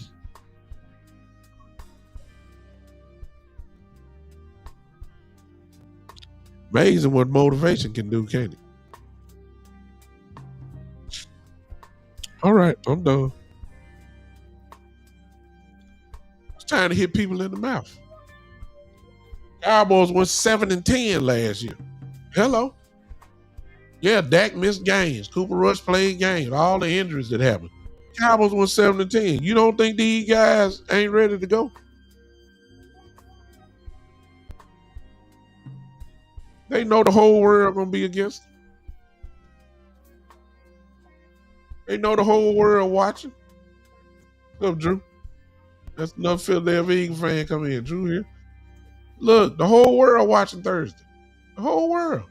This game may be more high rated than the Super Bowl. Well, I ain't gonna say that. Next to the Super Bowl. This game right here may be the most watched regular season game ever. When you got these two fan bases and you got this type of following with both of them, more Cowboys, of course, than the Eagles, of course. But I'm just saying. And it's in Philadelphia. Then you add in all the haters of the Cowboys will be all converged as one, watching TV, cheering against the Cowboys, hoping they get destroyed, hoping they get blowed out. Oh, Drew, don't do that. Don't do that, Drew. Don't do that. Don't do that, Drew. Because two things could be true at one time, Drew.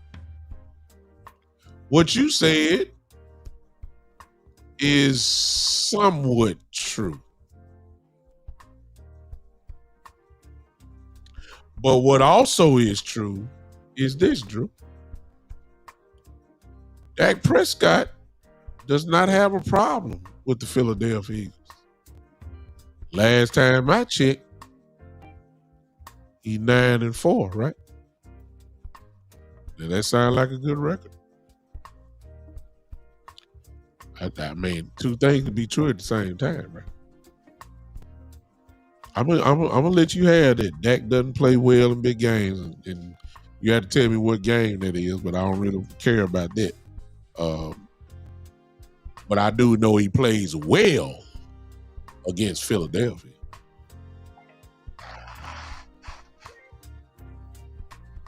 And all you need to do is just say, you're right, because 9-4 is 9-4. I mean, because ain't nothing to talk about. So you go see, there you go. See, now you saying Dak get all his stats when it's garbage time and all that. Okay.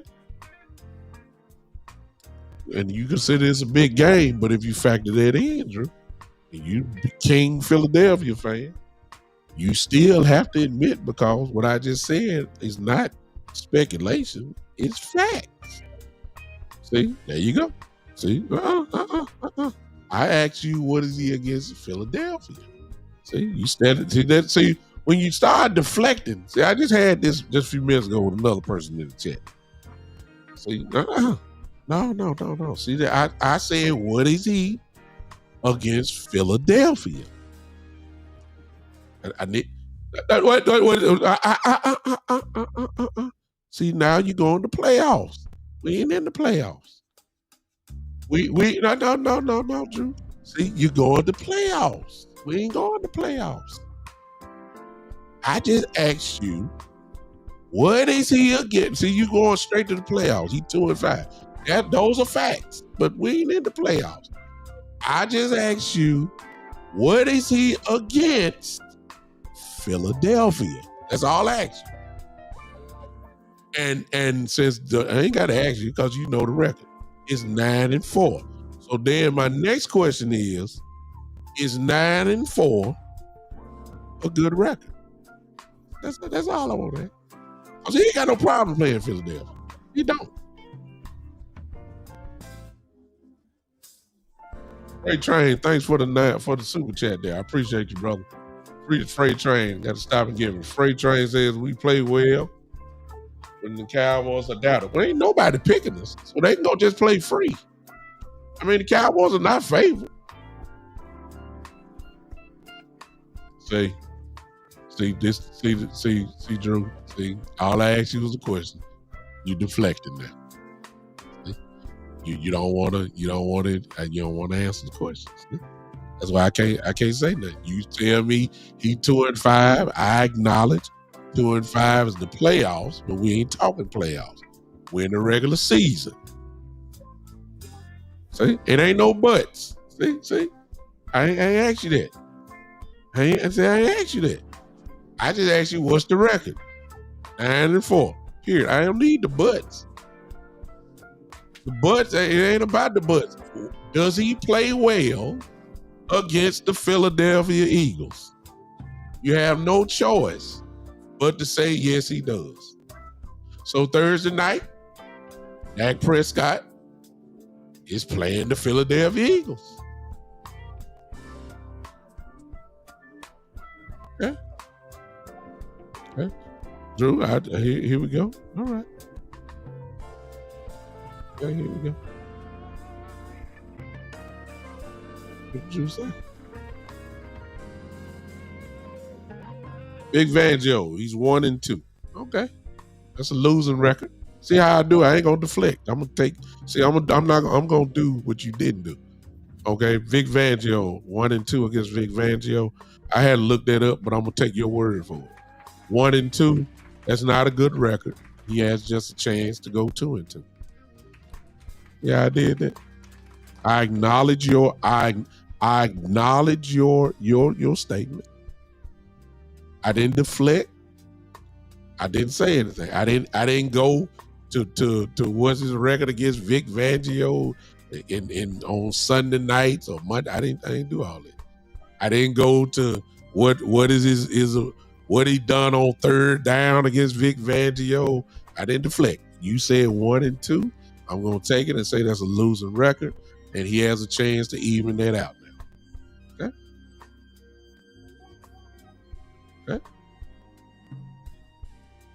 Okay.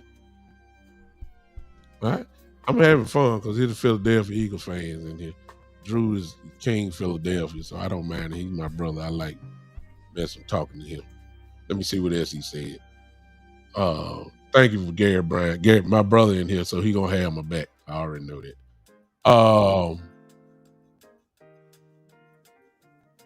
Drew says we're gonna get beat 34-21, and Barkley will have 170 yards and 3 touchdowns. I'm going to take your comment and say no, he won't. He will not have 170 yards, and he will not have 3 touchdowns. What else you say, Drew? Because I like entertaining you. No, you ain't acknowledged 9-4 was good. You had too many butts. You deflected. I didn't deflect. Big time, who's going to cover AJ, Smitty, Dotson, and Michie?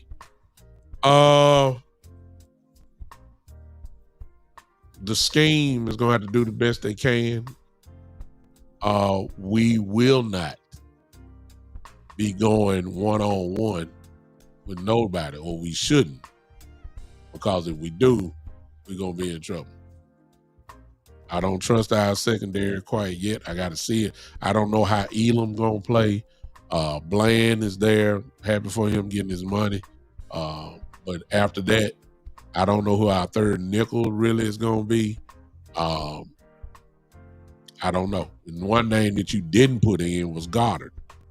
So I help you out there. So, but this is what I will say. The scheme has to be exactly what Eberflus does, and he runs more of a cover 2 type thing, which is going to keep everybody in front. We shouldn't be going one-on-one nowhere. But thank you, Gary. You beat me to the punch. Thank you. You beat me to the punch, Gary. Because see, I got the same question for you, Drew. And please don't say what I think you're gonna say. Who gonna cover that? You see who gonna cover CD? Who gonna cover Pickens? Who gonna cover Turpin? Who gonna cover Tobin? Who gonna cover Jake? You see, the same way you saying that about us. Yeah. You forgot what's on the other end though. But anyway, keep Jalen. See, here's the thing about Philadelphia. I'll let you in on. Your goal is to make Jalen Hurts a pocket passer. That's what I want. See, if we go, one-on-one, that give him the chance to run the ball when everybody back turned and, running the ball, all that type of stuff. We just need to put a hat on him. I want him throwing the ball. Because I want him throwing the wonders. Because as much as y'all love to say Jalen this and Jalen's that, he is not what we all consider one of the great pocket passers of the NFL. He's not. He's never been known as that. That's the way you got to beat him. You got to turn him into a pocket passer. I believe you're going to give us a chance to get the ball. That's the same way thing y'all say about Dak Prescott. It's the same thing y'all say. It's the same thing y'all say about Dak Prescott. Dak gonna give you a chance to get one. Jalen will too. So let me see if you answer my question. Are you crazy?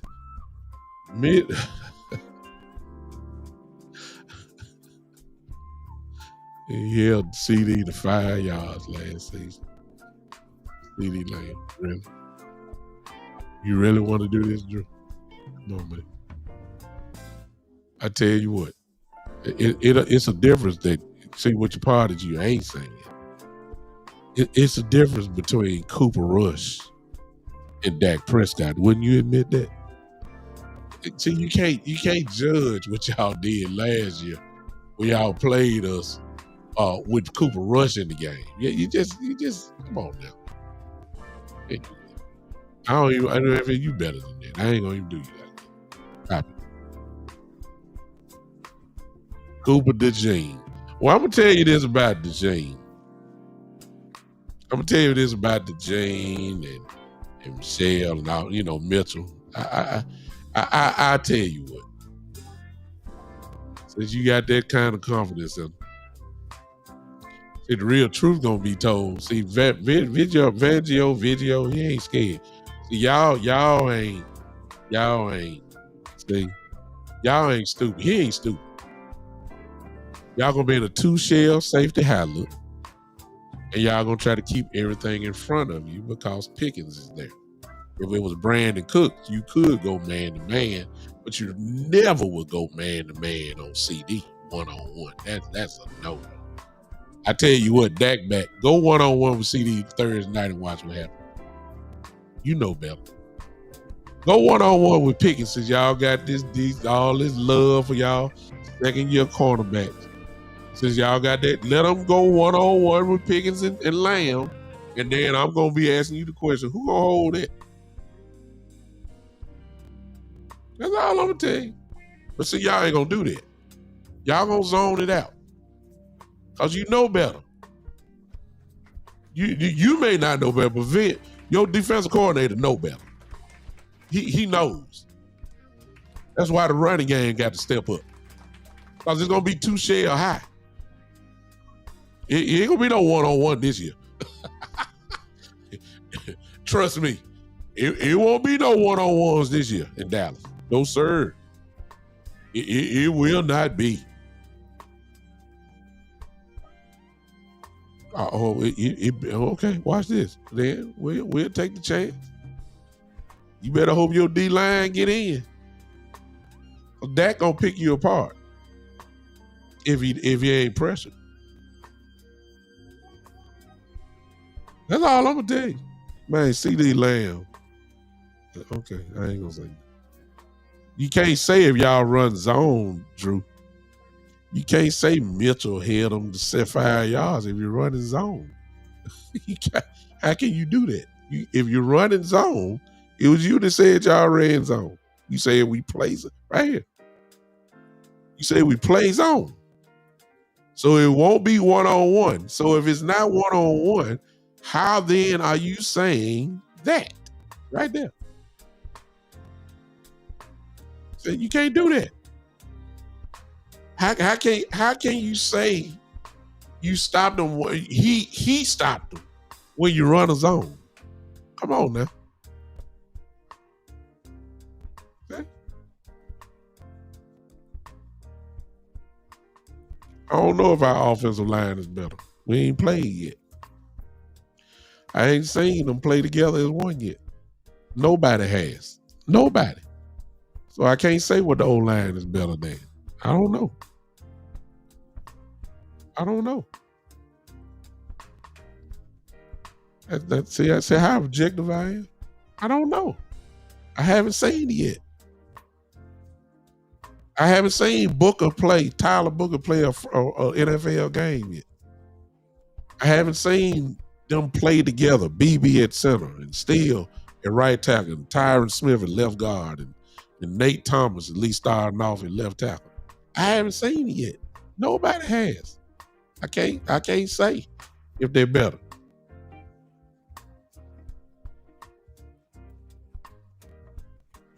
I'm still saying the same thing. Oh, okay. You say let me help you know. All right, well, I don't know that. We'll see. We'll see. We're finna see in a couple days. Y'all wreck Mahomes. See, you can wreck Mahomes and blitz him like crazy because Mahomes' best weapon last year was Travis Kelce. Nobody was scared of DeAndre Thomas. The speed that he has now, he didn't have. So if all you were worried about was Travis Kelce, of course you can send the house at him.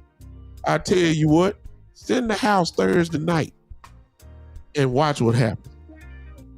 Please run the same game plan that you did against Kansas City and see what happens.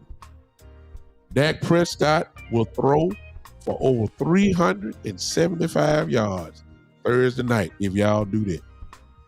Oh, okay. You didn't rush 4? Okay. You only rush 4. But then we will see how my O-line is. After the game, I'll be able to tell you if the O-line is good or not. At least against y'all. As of now, I can't tell it. How don't I know that Tyler Booker won't knock Jalen Carter dead in his mouth? And then Jalen Carter ain't got to hear his name the whole game. How do I know that ain't gonna happen? I'm just saying. Because you can't say it either. See, Zach Martin was there. Older Zach Martin. Older Zach Martin. Bad ankles, bad foot. He was older. Now I got this young dog, this young animal. I hate to use that acknowledgement, but in Tyler Booker, I got this young killer. What if he can move a little bit better than Zach Martin with the same ferocity?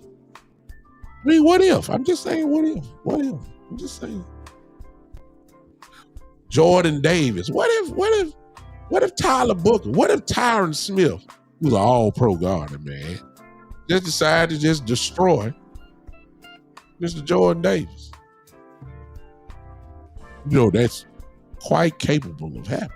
I'm talking about probably the best guard in football, one of the best, one of the top 2 or 3 guards in football.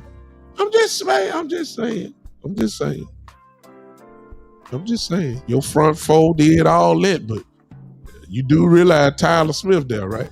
Okay, I'm just okay. You just said he one of the best. Okay, thank you. I'm just saying.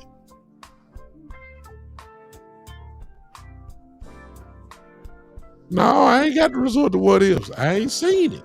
I know what Tyler Smith gonna do. I just don't know what Tyler Booker gonna do yet. I know what Tyler Smith gonna do. Ain't no what ifs about Tyler Smith. I know what he gonna do. Whoever it is that's on the other side gonna get punished. Now, whoever that is, you know your D-line better than I am. Whoever is on that with Tyler Smith, they gonna be in trouble. Now, they will be. I'm anxious to see what Tyler Booker does, though. Now, that is the what if part. No, BB ain't suspicious either. BB not either. I'm just telling you. See, that's where the underestimation comes apart. I tell you what, we're going to find out. We're going to find out.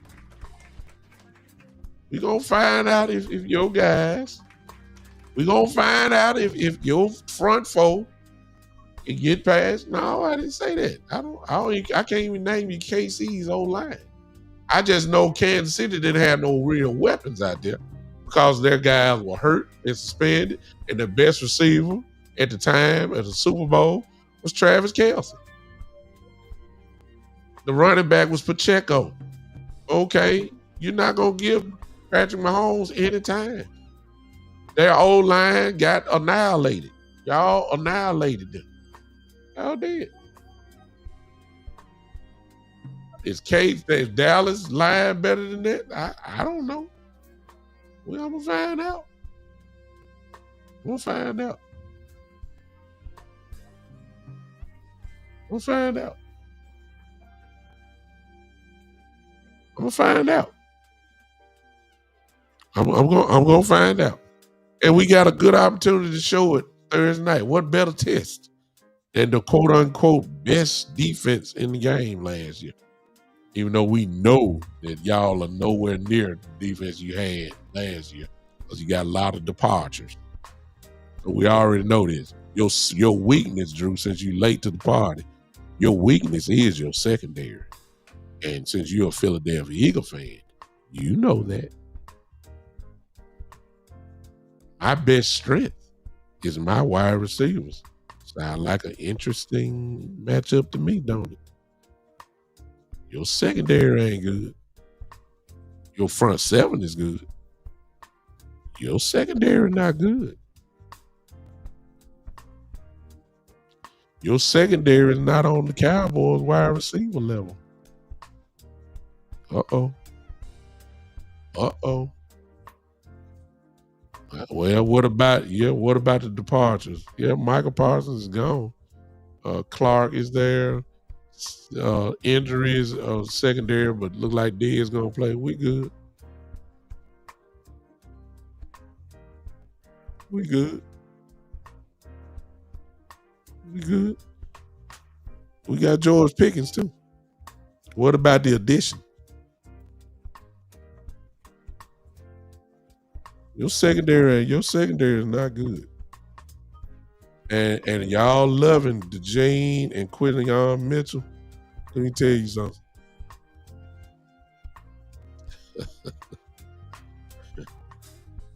I'm not a believer. Let me just say it like that. I'm not a believer. I'm not. If I see Cooper DeJean on CeeDee Lamb, I'm doing this. I'm doing this. If I'm Dak Prescott, I'm doing this right here. If I see CeeDee Lamb on Quinton Mitchell, I'm doing this.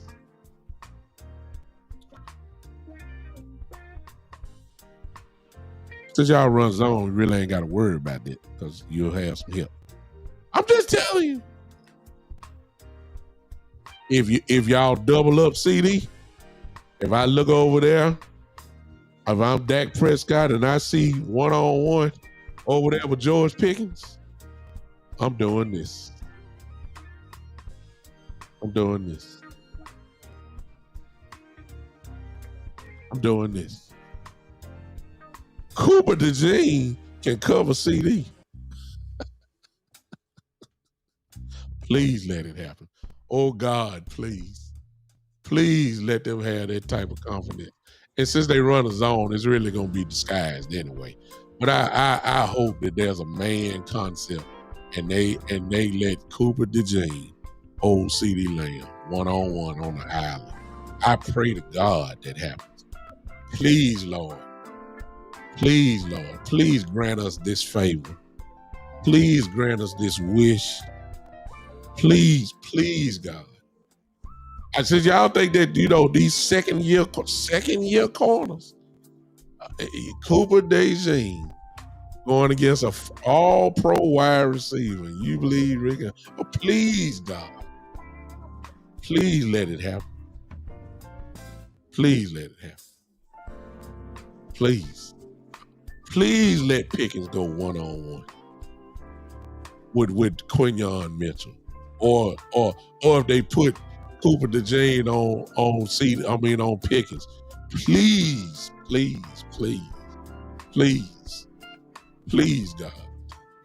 Please. Y'all got Dak Prescott messed up, man. Y'all got Pickens and Lamb. You must don't forget who CD Lamb is. That's okay. What you just say? He's a slot corner. Oh, okay. Keep on. All right. Okay.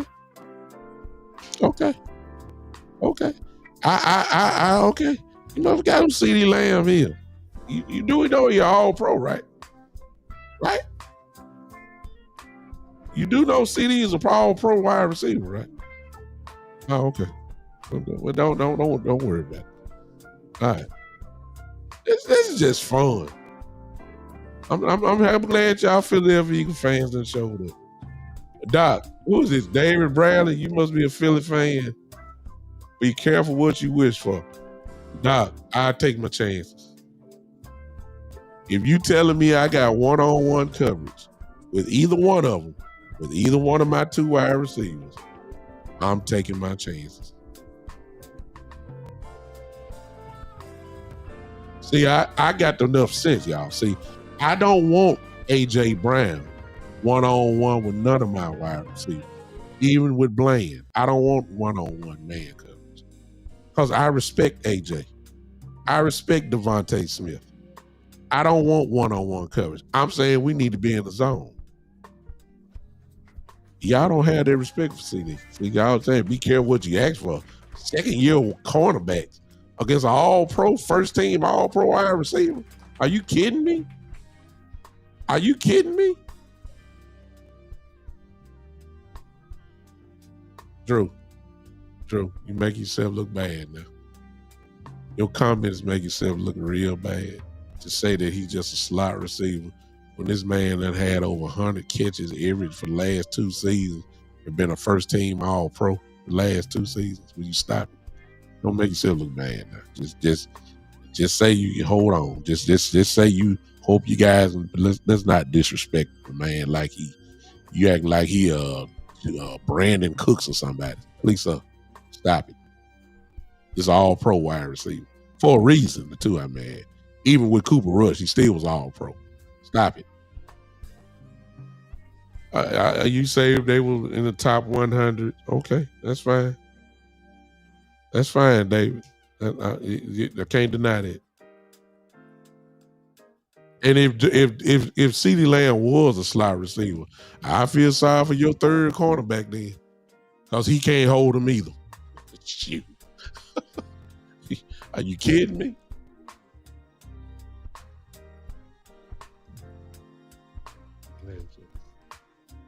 It's Philadelphia. They just happen. All I'm gonna say is you better be in a too high safety look, and you better be playing zone. You better not be going one-on-one. You better not. That's all I'm gonna tell you. That's all I'm gonna tell you. You better not be going one-on-one with either one of them. Just like we know not to go one-on-one with either one of y'all guys. I don't look. let me make it further. Let me make it further for you, Drew. If Cooper DeJean is your slot cornerback, I ain't gonna worry about it. See, I know CD will tear him up. I ain't worried about that. I'm gonna tell you this. I'm gonna make it even worse. Yeah, y'all the world. No, David. I'm gonna give you even more respect than what you just said. Y'all are the world champions. You're not you Super Bowl champion, but we're gonna give it. You're the world champion. That if he's a slot man, please put Cavante Turpin there. I just want to see how he's gonna do against Cavante.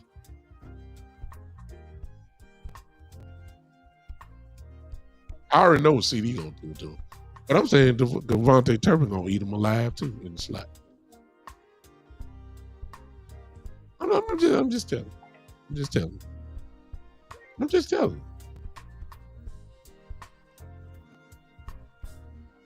What do you say before lady years have? Were you saying that both games are gonna be a blowout? I don't understand what you. Hey, Jay Smooth. I don't understand what you're saying, David Bradley. When you say lady years, what that mean? What did you? I'm just everybody. I'm just entertaining Philly fans now. I can take it. I know how to give it out. So trust me. I'm just waiting on it. I've already respected them. They say they're the world champions. I said that they're all. I gave them credit. Say their defensive line is the front seven is better. However, I'm saying their secondary is not what you think it is. That's the weakness of their defense, and it just so happened to fall into the strength of the Dallas Cowboys. You say, what did you say before last year's game? I guess that's what you mean. Both of them. Well, Dak Prescott was hurt. I didn't pick Philly to lose against us with Cooper Rush as the quarterback. I picked Dallas. I believe Dak played that game in Philadelphia. I didn't think we were ready last year because Brandon Cooks was not adequate enough, and all you had to do was just lock in on CD, really. And you take your chances on Ferguson beating you. Brandon Cooks really couldn't beat you. So I thought y'all would win that game, and you did. Okay? So that's what I said. And if you were with me, which you probably weren't, I know I said that. And when we played y'all when Cooper Rush was quarterback, I already knew y'all were going to beat us then. We had too many injuries. Michael Parsons was hurt. Cooper Rush was the quarterback. I mean, what running back did we have? Zach Martin was a shell of himself going against y'all defensive line. I mean, I already knew that. So y'all did exactly what I said y'all gonna do. So I picked to go 1-1 last year against y'all. Y'all beat us. So I give y'all credit. David Bradley said we Super Bowl champions. No, y'all are the world champions. Best team in the world. See, I respect that, but for y'all to disrespect CD Lamb like y'all do, it's hard for me to even talk to y'all. See, at least I'm trying to talk to y'all with sense, and I don't like y'all. Just like y'all don't like us. I don't like y'all. But at least I'm a respectable podcaster. I will give y'all credit. I will give you the credit. I said y'all got some checks, marks, more than what we got. I give y'all the credit. All y'all coming in now. Y'all must be sharing it or something. He says Jalen Carter not going to play. I don't know. You tell me. You're a Philadelphia Eagle fan. I don't know. I don't pay attention to your team. See, we got to play y'all. I don't know. I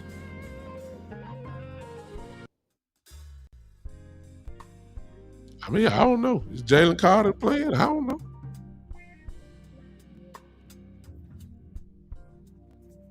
David Bradley. Just in case you ain't noticed. If you haven't noticed, let me educate you. Got a pretty good offense this year.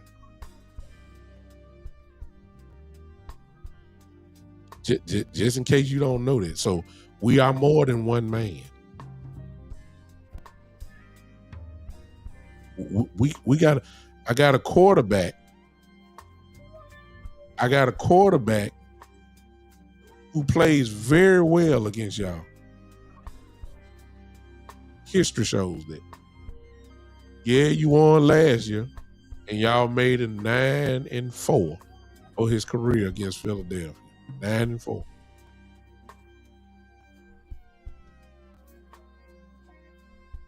I'm just saying. I take my chances. He has no problem. No, I ain't talking, but that's because we were talking. No, your fellow Philadelphia Eagle fan, David, kept talking about who gonna hold AJ and who gonna hold Devontae and who gonna hold Michi and all of that. That's the reason why we got on there. My follow-up after I answered this question was, well, who gonna hold CD and who gonna hold Pickens? That's the reason why we was on CD. Good, based off Drew's question about who gonna hold y'all guys. I got the same question. Who gonna hold my guy?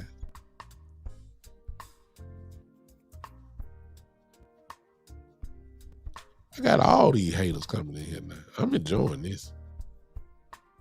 The long haul with Marcus.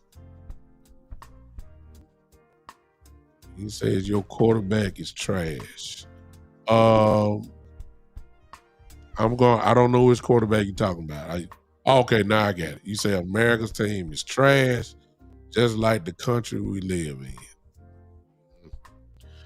Oh, that might be time for me to go now, because now we finna go political. I don't want to go that route.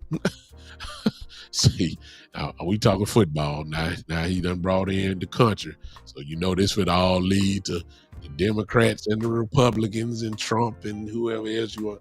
I don't even want to talk about that. All right. He says the Cowboys are trash. America's team is trash. Okay, but we're America's team though, and you know that. You probably a Philly fan. I know. I give y'all credit. You say I want me to. What is this? What David said? I want you to keep the same energy after the game. David, I'm like Deion Sanders. I'm not hard to find. Big Time Show has been in existence for 4.5 years. I'm here not immediately after the game, but sometime during the week, I come on and recap every game, whether it's a win or a loss. Those people that are here that's been with me for a while, they will tell you I'm here. I ain't hard to find. Now, if you want to find me, since you're on YouTube, you can subscribe to it, and then, especially for this game, you can come back and talk your trash. And I'll be right here. Just as long as everybody keep it respectful. I'm good with it. You'll have your chance to come to me. I'm gonna keep the same energy. I ain't said. So you came too late. You didn't even hear me my prediction. And I'm saying this with all my Cowboy family here. I don't think we're gonna win Thursday. I don't. But I will say this: you better respect this offense, because if you don't, you might lose Thursday night. Philadelphia Eagle fan.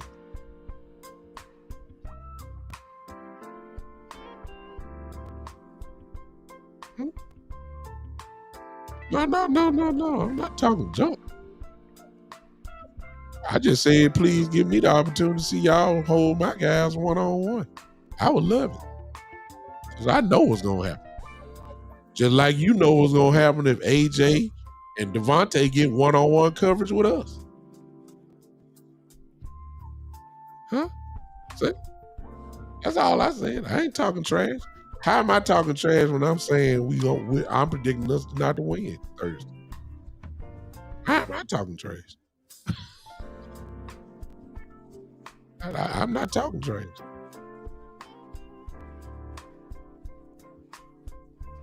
Yeah, that's another whole subject, long haul. Cowboys need to get rid of Jerry Jones. That's old news. Every Cowboy fan knows that. Can't get rid of him though. He owns the team, so that's a real waste of time, waste of talking, because you can't get rid of him. He just had to give it up. He's not going to give it up. He's not going to give up being the general manager.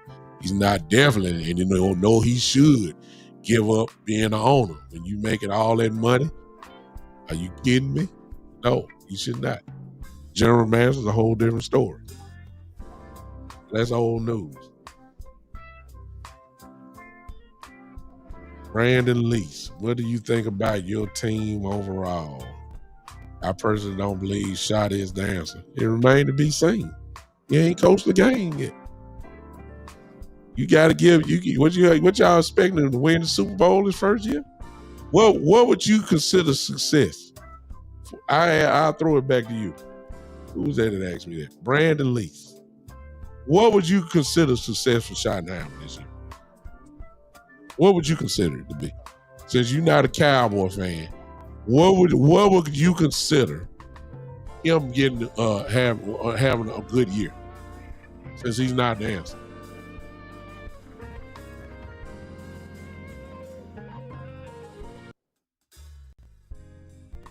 What would you consider? Long haul, when Margaret says 8 wins max. I'm surprised you gave us 8. Long haul.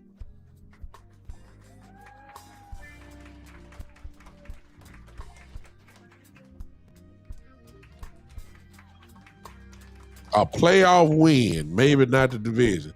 So do you think the Cowboys have a roster that's going to the playoffs this year? Brandon?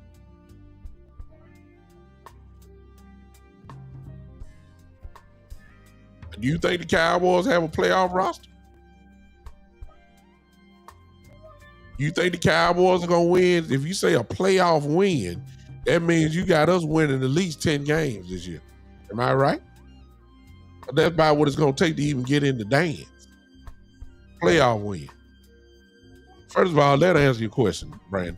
How many wins you got us winning? Schedule is tough, long haul. You don't watch Cowboys stuff. It's tough. Our schedule is tough. Just stop it. See, you just talking right now.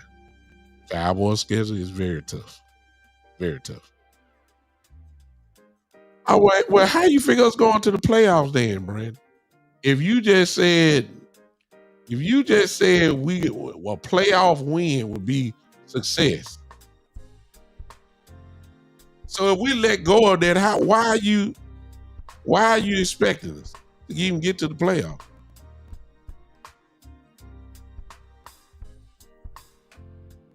So what would be a if 8 wins, since I'm just using Brandon, if he's saying that we're this way without our best player, 8 wins would be almost somewhat of an overachievement, wouldn't it? Wouldn't it?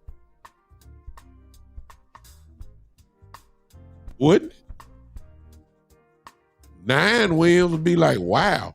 Shoot, if the way y'all talking, that if Schottenheimer win about 9 games this year, shoot, he might really be in consideration for coach of the year this year. Seriously. Steve, thank you. See, somebody talking with some sense on here. Steve says, I think there are varying levels of success for a first-time coach. 7+ wins and new coach is solid. I agree. A playoff berth is a good accomplishment, and a playoff win is a great year in this instance. A playoff win, at least in, would be considered a great year because that means you didn't expect it. Getting to a playoff berth this year, he's saying, oh, there you go. Thank you, Brandon. You wasted all this time saying all that. You don't think he the answer? I'm trying to tell you. He said, I'm expecting y'all to win more than 7 to 8 wins, maybe. Unfortunately so, but a playoff win would be like y'all winning the division.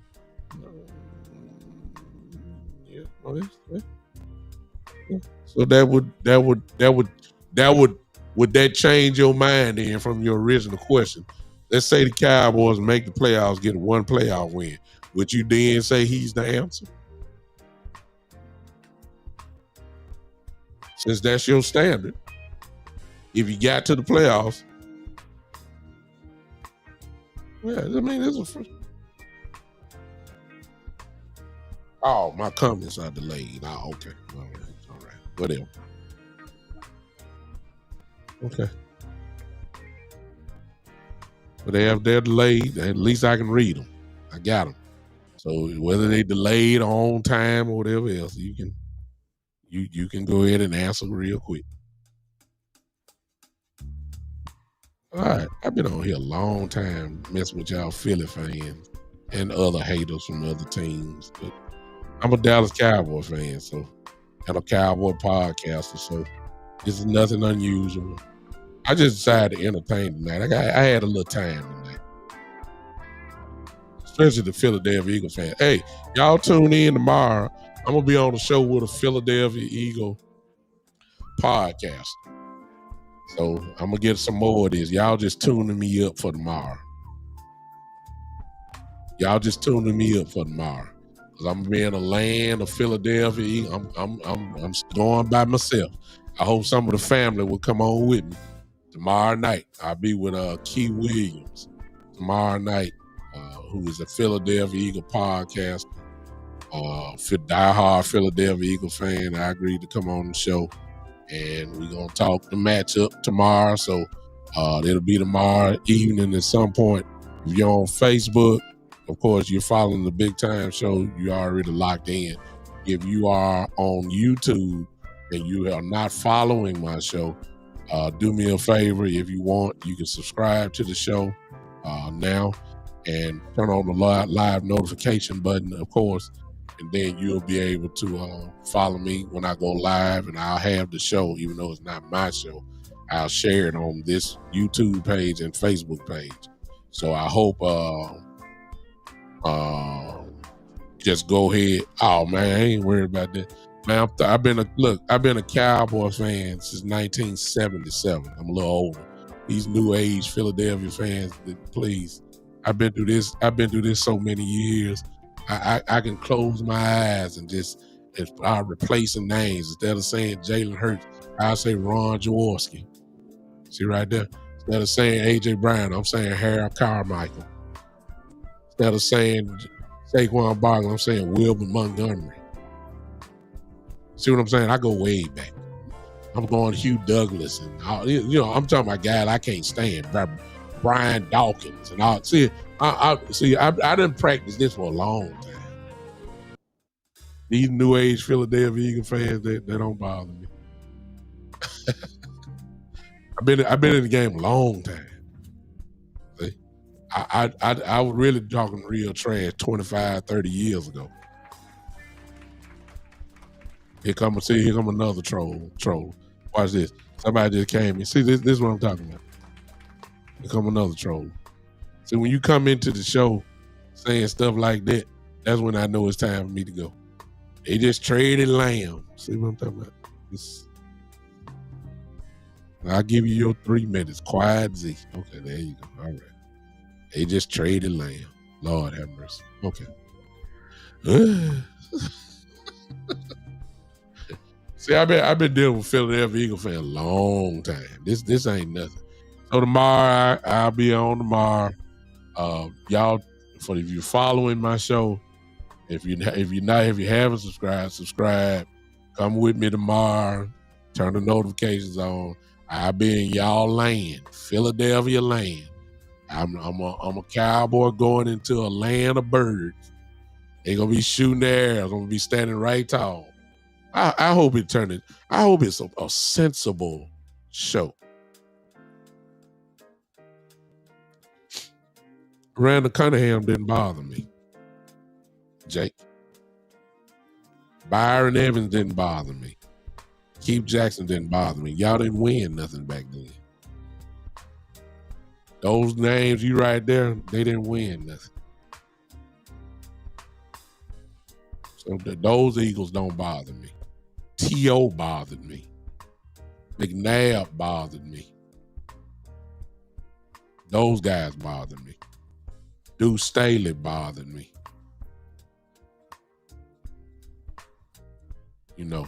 Sproles bothered me. Randall Cunningham didn't bother me. I go way back with Philly. I've been a Cowboy since 1977. I go back with everybody, but I'm saying Philadelphia is a problem. Not a problem for me. I look forward to it.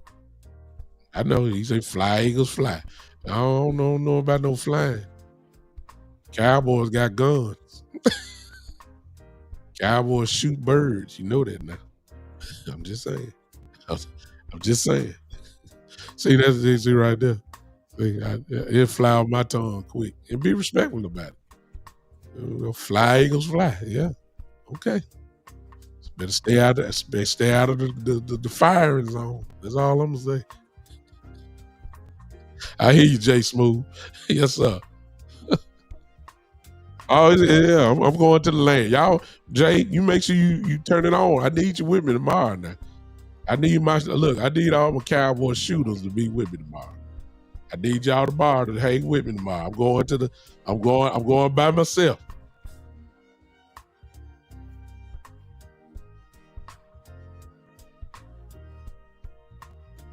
Yeah. I don't know what they did.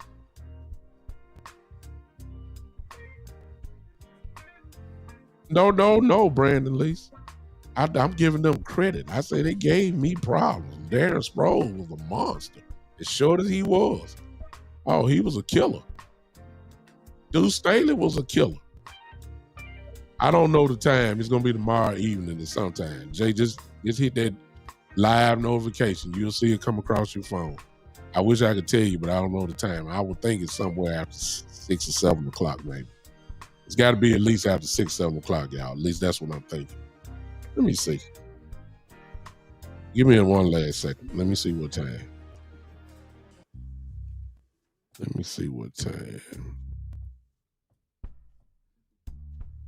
7 o'clock Central. 7 o'clock Central. Yes, he was, Brandon. Tomorrow night, 7 o'clock Central. I don't even know the name of the show, but I'm going to share it on these pages so you'll be able to see it. 7 o'clock Central tomorrow. Come hang with your boy. I'm gonna be by myself. I don't know if they got other Cowboy. I don't think they do. I just think it's me. I'm gonna be in rare form. I'm gonna tell the truth. I've already told y'all I don't know if we're gonna win or not. I may just kill the show.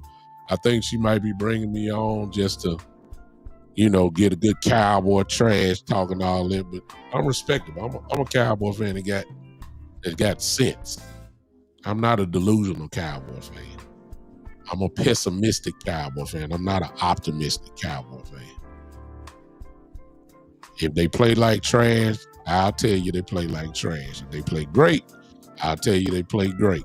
If I tell you I think we're going to run them all, run a mud hole down, we're going to stomp y'all brains out, I'll say that. If I think we in trouble, I'll say, hey, we in trouble. Only reason why I said I think we're going to lose but at the same time, a coin could be flipped and say because of the unknown, they may have a shot. Nobody knows how the Cowboys going to run offense. Nobody hadn't seen anything. We don't even know who our number one running back is. We don't know how the Cowboys are going to line up. We don't know. We know who's playing, but we haven't seen Schottenheimer's offense. We don't know. We don't know.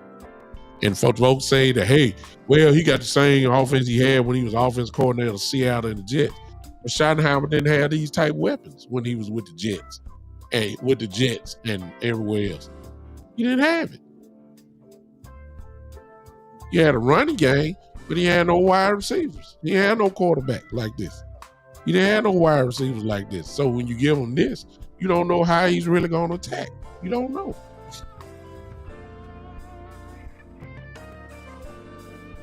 Exactly. I can't tell you. I don't know how we gonna come out. I don't know what the formations are. I don't know. I don't know. Appreciate you, Brandon. Appreciate that compliment. Thank you, sir. Coming from an Eagle fan, I'll take it. I hope you subscribe. You say this is one of the better pods. You're a low-key gem, diamond. Really reminds me of an Eagles legend and one of my favorite boys, Self Joyner. I hated Self Joyner too. I had a problem with him. But I appreciate that compliment. Thank you, sir. Coming from an Eagle fan, I salute you. Yeah, I know Will's gonna be the number one, but we don't know what effect he gonna have. I mean, I know he's gonna start, but we don't know because we haven't seen him. We haven't seen him unless you've been to the practices, and that was kind of guarded. But we don't know what he looked like. I don't have a clue. I can't tell you what Javonte Williams looked like. I don't know if he's washed. I don't know if he still got something in the tank. I don't know if his leg, he got his legs back. I don't know. I don't know. And that is the beauty of it. Hey, J. Cause, I got y'all coming in late. Man, the longer I stay, more people keep coming in. Here come a Cowboy fan. I love it too. Good trade. We're having Kenny Clark here. It's a good addition. I agree. Man, I've been on a long time. Woo, let me get out of here. Knowing I gotta go to work in the morning. Listen, tomorrow night, 7 o'clock, right here where you watching me, I'm going into Bird Lane. That's not the name of the show, but it's a Philadelphia Eagle podcaster. I'm quite sure Philadelphia Eagle fans follow them. So I'm going to be here taking all the shots. I need some of y'all, trust me, I'm going to put it on these channels. I need some of y'all to come hang with me tomorrow night. Come hang with me. And y'all don't leave your boy by himself now, all right? All right, that's enough. I'm done. I appreciate y'all hanging with me. Hit that like button as you leave the building. Hit that like button. Just smash it a few times. Hit it for me. This helps your boy out get put into people's faces that I don't never usually have. The YouTube channel, of course, is growing. I'm almost at 3,000 now. 3,000 subscribers. I'm almost there. My goal was to have 3,000 before the season started. I believe I'm at 2,860, if I'm not mistaken. If I'm not mistaken, I believe that's where I am. Let me look and see. Maybe I've had some people join since the night. I've had some people to join since the night. I've gained 19 more. So I'm up to 2,879. If we gonna put our foot on this pedal, all of you that are watching me right now, do me a favor, whether you like the Cowboys or not, help me reach my goal, if you don't mind. Help me reach my goal. I wanted to be at 3,000 before Thursday night. That's a lot to ask for, but I want to get as close to it as I can. So if you haven't subscribed, would you do me the honor of doing that? Hey, Chris, what's up, man? Over there in Twitter holding it down for me. If you haven't subscribed, will you do me that honor? Give me a subscription, please, if you don't mind. I really want to try to get to 3,000 before it's over with. All right? Do that for me. I'm out of here. I'll see you tomorrow night. I'll be in Eagle Land going on a Philadelphia Eagle podcast show. Oh, my God. Get ready for it. I'll be ready for it. I ain't scared of nobody. Y'all know me. This has been the one and the only, the Big Time Show.